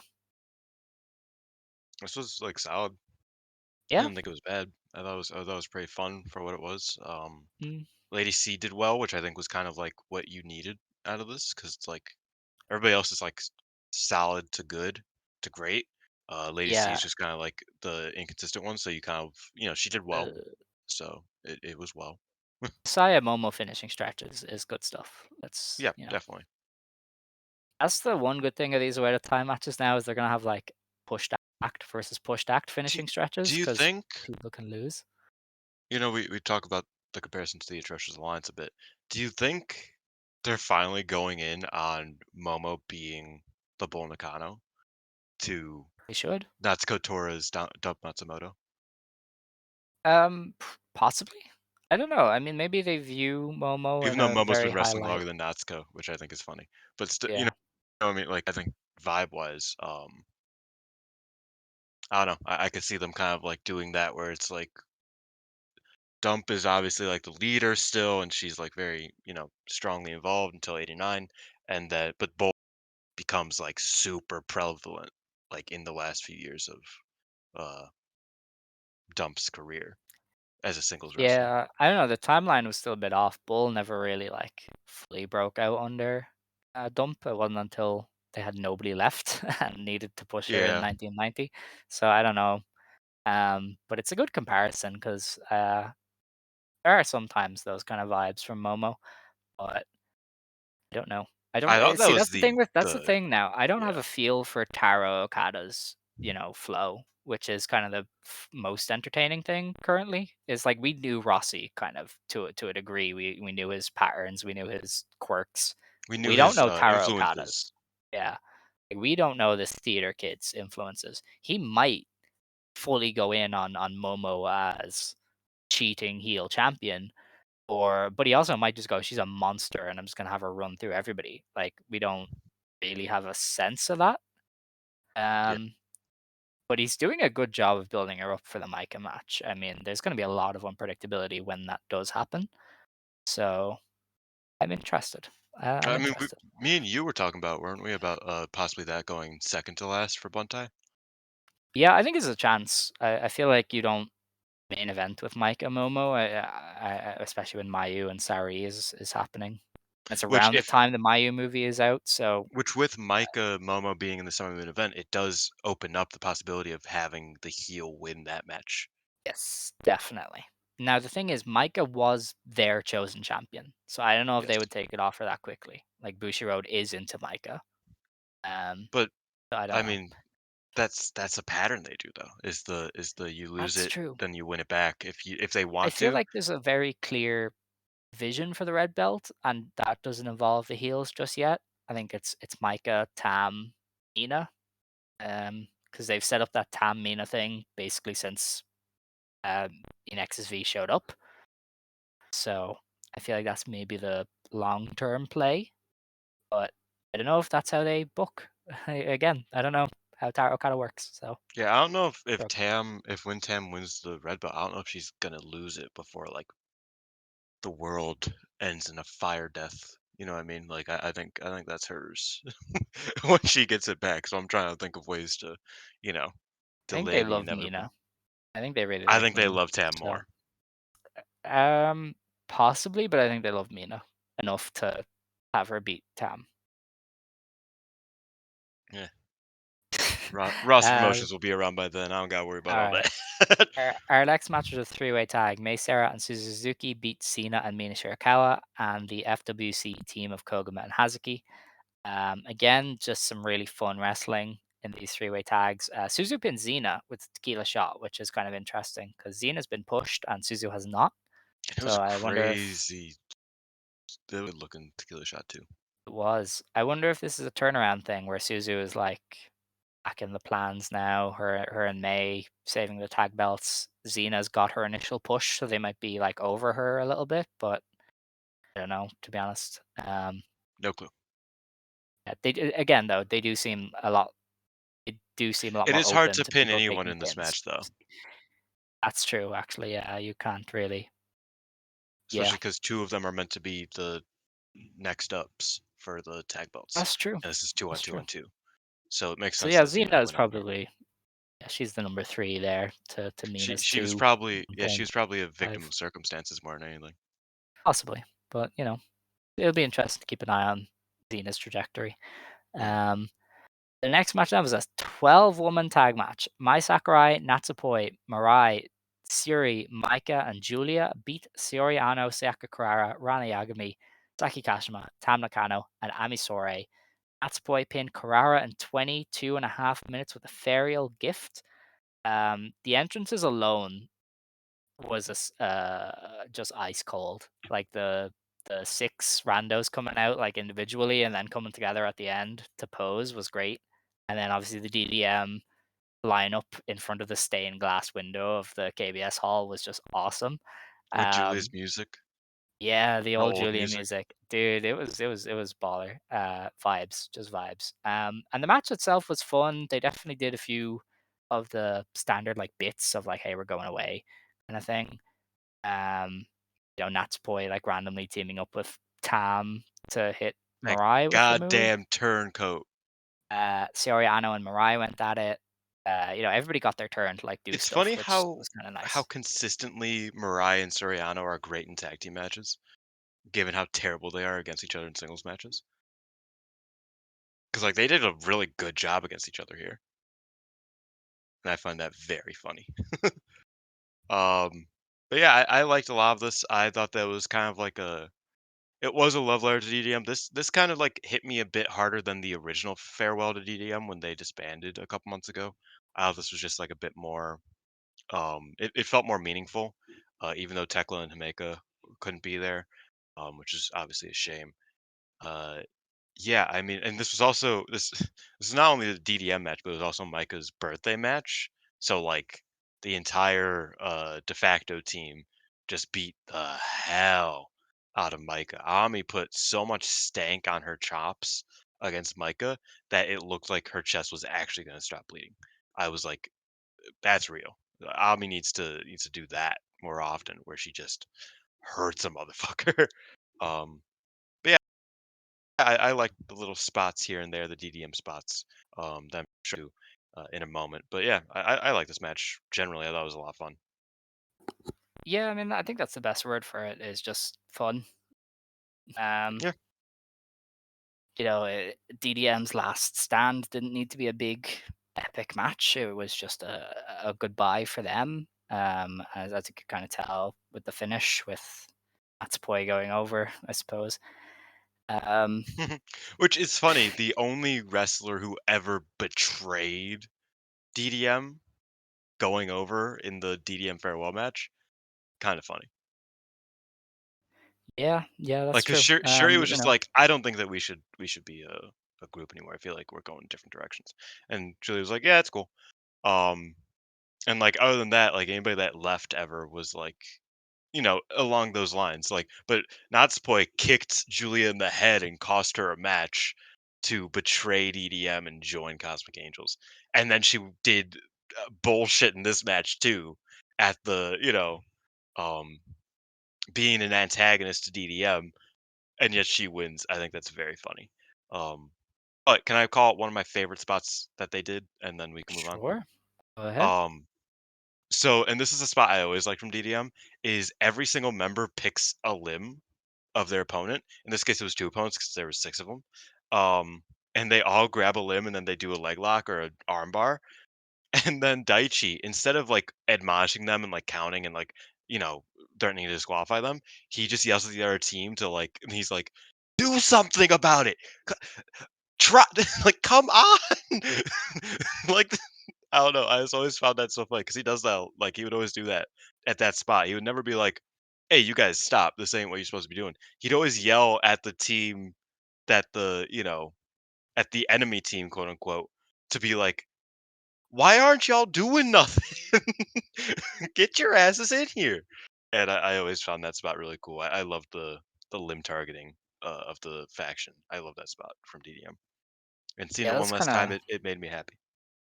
yeah, that's the kind of fun stuff you get in some of these big multi tags. Um, yeah, I just had a good time watching it. Mhm. They probably could have done a bit more, but you kind of just can't really ask for much more than what you got. Um, I got the Mariah Ano doing cool stuff, so I was cool. Yeah, that was cool, and Rana was good as well. Mm. Even though it was a pretty tough spot. Oh, Shuri is kicking Saki, and Saki being like, "Oh man, I thought I got away from this." That was great. Poor Oh, and Saki. Mai Yeah, Sakurai having to deal with Tam's bullshit one last time, and her being like, yeah. "Oh my fucking Dude, so god, much I thought just we were done." yeah, so much just fun character stuff there for like long time viewers. It's really nice. Um, the aftermath was obviously very emotional. Like all the DDM Yeah. wrestlers kind of had their moments together because it's a perfect split. Like three are staying and three are leaving. So like the one who was leaving would interact with one who's staying, and then they'd kind of switch. Um, and it was very, I'm gonna read into all of this stuff now, as everybody is. It was like, the way Siri was talking to them and all. It wasn't like Siri's following them out the door. It was very much like, this is a parting of ways. Mhm. Because Julia was very emotional. Or not Julia, Siri was very emotional. Um, and stuff like that. They did the Oh, DDM wow. roll call as well. I didn't know Giulia thanked President Okada for making this match and letting her have that last DDM match. Yeah, that's pretty cool. She does seem to like she doesn't, her issues are not with Taro. It doesn't Yeah. seem like. She was just too far gone by the time he came in. Um, yeah, she did the DDM roll call with Maika and Tekla involved, and yeah, so that's it. Arrivederci, Matana, and that was it. The closure of the chapter of DDM. Our second DDM goodbye, I think, at this stage, I thought this was a possibly lot not the better last. of a goodbye. I liked Yeah. I this felt a lot more meaningful, than, like, the one January 4th. Uh, Mhm. Obviously, I think that's, like, it was on purpose, but it just it felt very, I don't know. I never liked the group personally. Like, Mhm. I like the subgroup, I like my Himipoi, but I didn't really like the group as a whole in general. I like Shuri at certain points, whatever. But this made me feel nostalgic for it for even a minute, which I thought was like, you know, Mm. they got it. That's what they were going for. That's true. That's if true. if you've I seen mean, something there, you know, mhm. Yeah, I mean, it's the end of a even if you super weren't. team, as people talk about. I mean, you look at the talent on hand, you're like, yeah, that was an insane unit for to Yeah. exist, like in our lifetime. Um, so yeah, that was nice. Tekla being included in the roll call was pretty nice because she feels like she's been forgotten amongst everything that's happened. Yeah. But I still like Tekla. I noted a while ago actually she didn't get a Stardom card party release.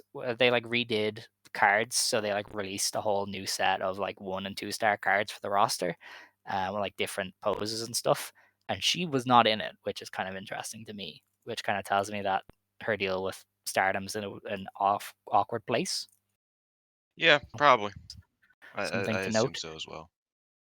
Um, We then had Utami Hayashishita taking on Miyu Amasaki, and Utami won in 11 minutes with a German suplex hold. What did you think of this? I didn't really take much away from it, but Um, I don't know, maybe it I'm could have been just a couple minutes. not tuned So in. it, I think this match was more a victim of circumstances than anything as well. Mm, I think if it was a couple minutes shorter and at a different place in the card, it's the inverse of the Yuzuki Mayu match.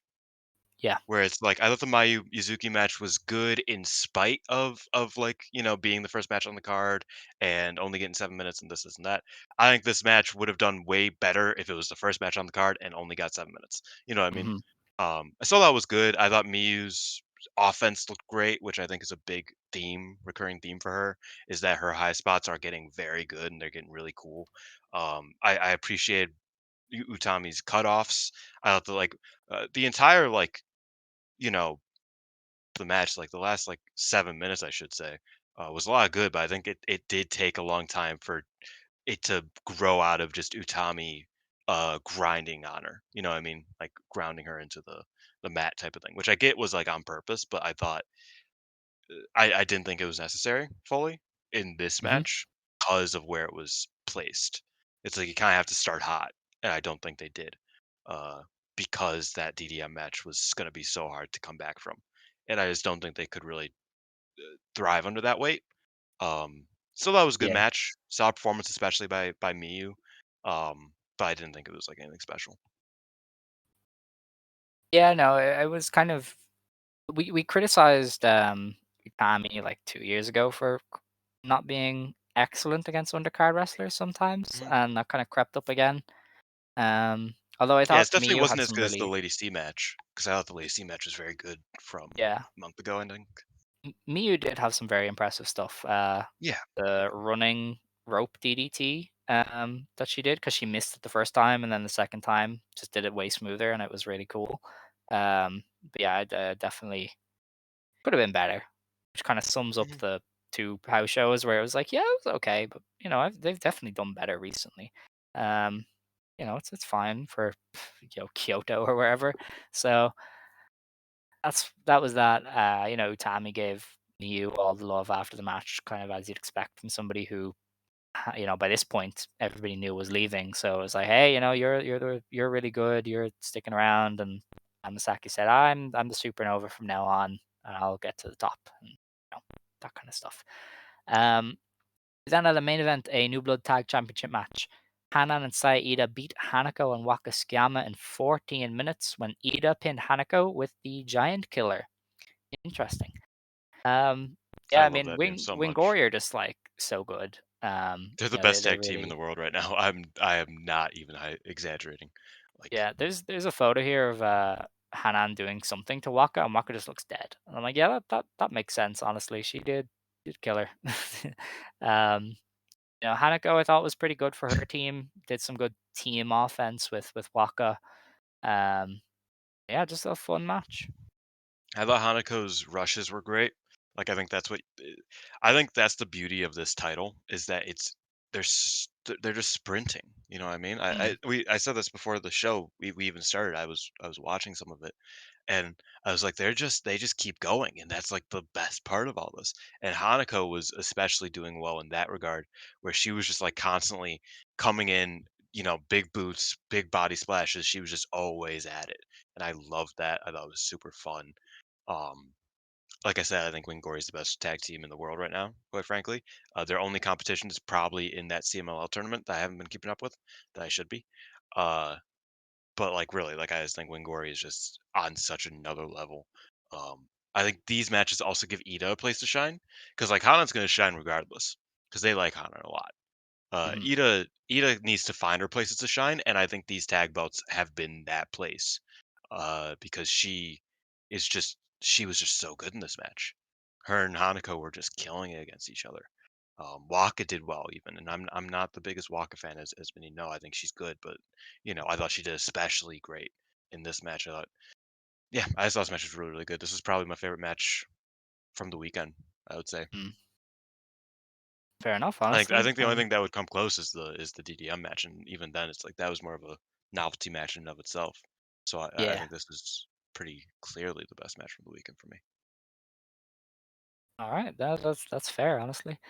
Um, Also, Giant Killer, being a Great dragon name, yeah. sleeper, uh, and me calling Mayu's dragon sleeper the Chibi Killer because she always does small Mhm. wrestlers. I love that. I think that's so sick. Ida and Mayu, they like this. You know what I mean? I was crossing my fingers. If you, I obviously can't see it, but I was, Yeah, of course. they liked it, so yeah. Um, so that's the shows to How did you review. feel about the match? Uh, You didn't even say it. You just said it was kind of good. Or I'd do say you it was have any fun. further thoughts? No, I have very Okay, few thoughts of this past weekend's shows. I wanted to that's play fair. Stardew Valley, so that was it. See, I was like, oh, I wrestling, watched fuck this that. one a couple hours ago because I was busy, having a life, which is, lovely. Um, so yeah, it was great. It was great to sit down and watch this match specifically, where I was like, yeah, that was worth. Like that. That was the first match where I was like, you know what? I'm happy I sat down and watched this house show. Was because of Wingori versus Wow, Hanako and Waka. I was just like, yep, that was good. That was good. no, it's valid, honestly.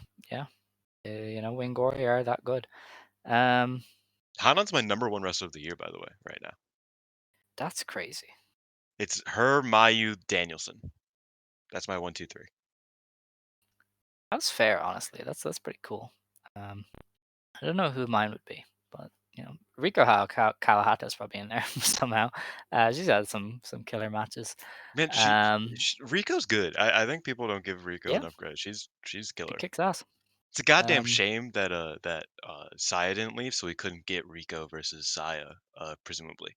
Uh, just because I just don't think that Marvelous is gonna work with Stardom anytime soon. yeah, probably not. Yeah. But yeah, there are 2 shows this weekend. There's no cards for them. We do know that Rian is facing Starlight Kid. They have to do the artist match sometime this weekend because Mariah is leaving on the 31st. So that might be in on one of the 2 shows. Um, Probably Sendai if I was to be honest. That seems to be bigger show. It is in the Sendai pit though, so maybe not. Um, they seem to have set up Aya Sakura versus Sayaka Kurara with the winner graduating from like audition status with Cosmic Angels. And otherwise, they haven't set much up. There's also no card for the American show next week, aside from Megan Bain versus Maika, but we'll probably record just before that anyway, so there will likely be a card by then. At least you'd Yeah. hope so. So yeah, that's kind of all we know about this week. So Uh, huzzah! yeah. Yeah, I'm like going through Scott's Twitter to see if like there's any confirmation of anything I anywhere. like we could have just asked him, but honestly, Yeah, I don't feel like he's it. busy. He's probably bored. I don't know. Don't bug him. Um, what was I gonna say? Yeah, this is the last weekend with everybody on the roster, so cherish it Yeah, because after this, people are gone. No more yeah. Yuzuki, no more MIRAI, no more Mai Sakurai. Yeah, kind of crazy. There's no week and a half before Utami dips, Yeah, which that's the 12th, so be okay. which She's going out you in a know it's very carbon, fair funny. play. But Like we think it's like, man, like I wonder how they're gonna react to this. New Japan just hasn't. Like, yeah, do you think about that ever? Like they lost 2 faction leaders, 2 of their biggest stars, and they are just like, yeah, but they well, haven't even like New said, "Oh, this guy's the leader of the like." No, Chaos just doesn't have a faction, have a leader, Gato kind of and stinks. So neither does Empire. It's like it's so funny because it's like you think it's like, oh, I wonder what what the ramifications are going to be for like the faction layouts. Like in Stardom. In this case, mm, it's like they might just not say anything I ever. don't know. I trust Taro a bit more than I trust Gato. So Yes, me too. He's yeah, definitely the best booker in Bushi Road right now, yes, and that's oh like by by far. far. But it is funny that Heavyweight it's like tags. it's very possible that it's just like, yeah, who cares? It's like, well, I do. Mm, It's like, all right, well, we gotta go. It's been a long yes, time. I need to So go eat. I'm hungry. all right, if yeah, if you want to stand, you may stand. If you want to sit, you may sit. Believe today, shine tomorrow. You decide what you believe in. Joe. Yo.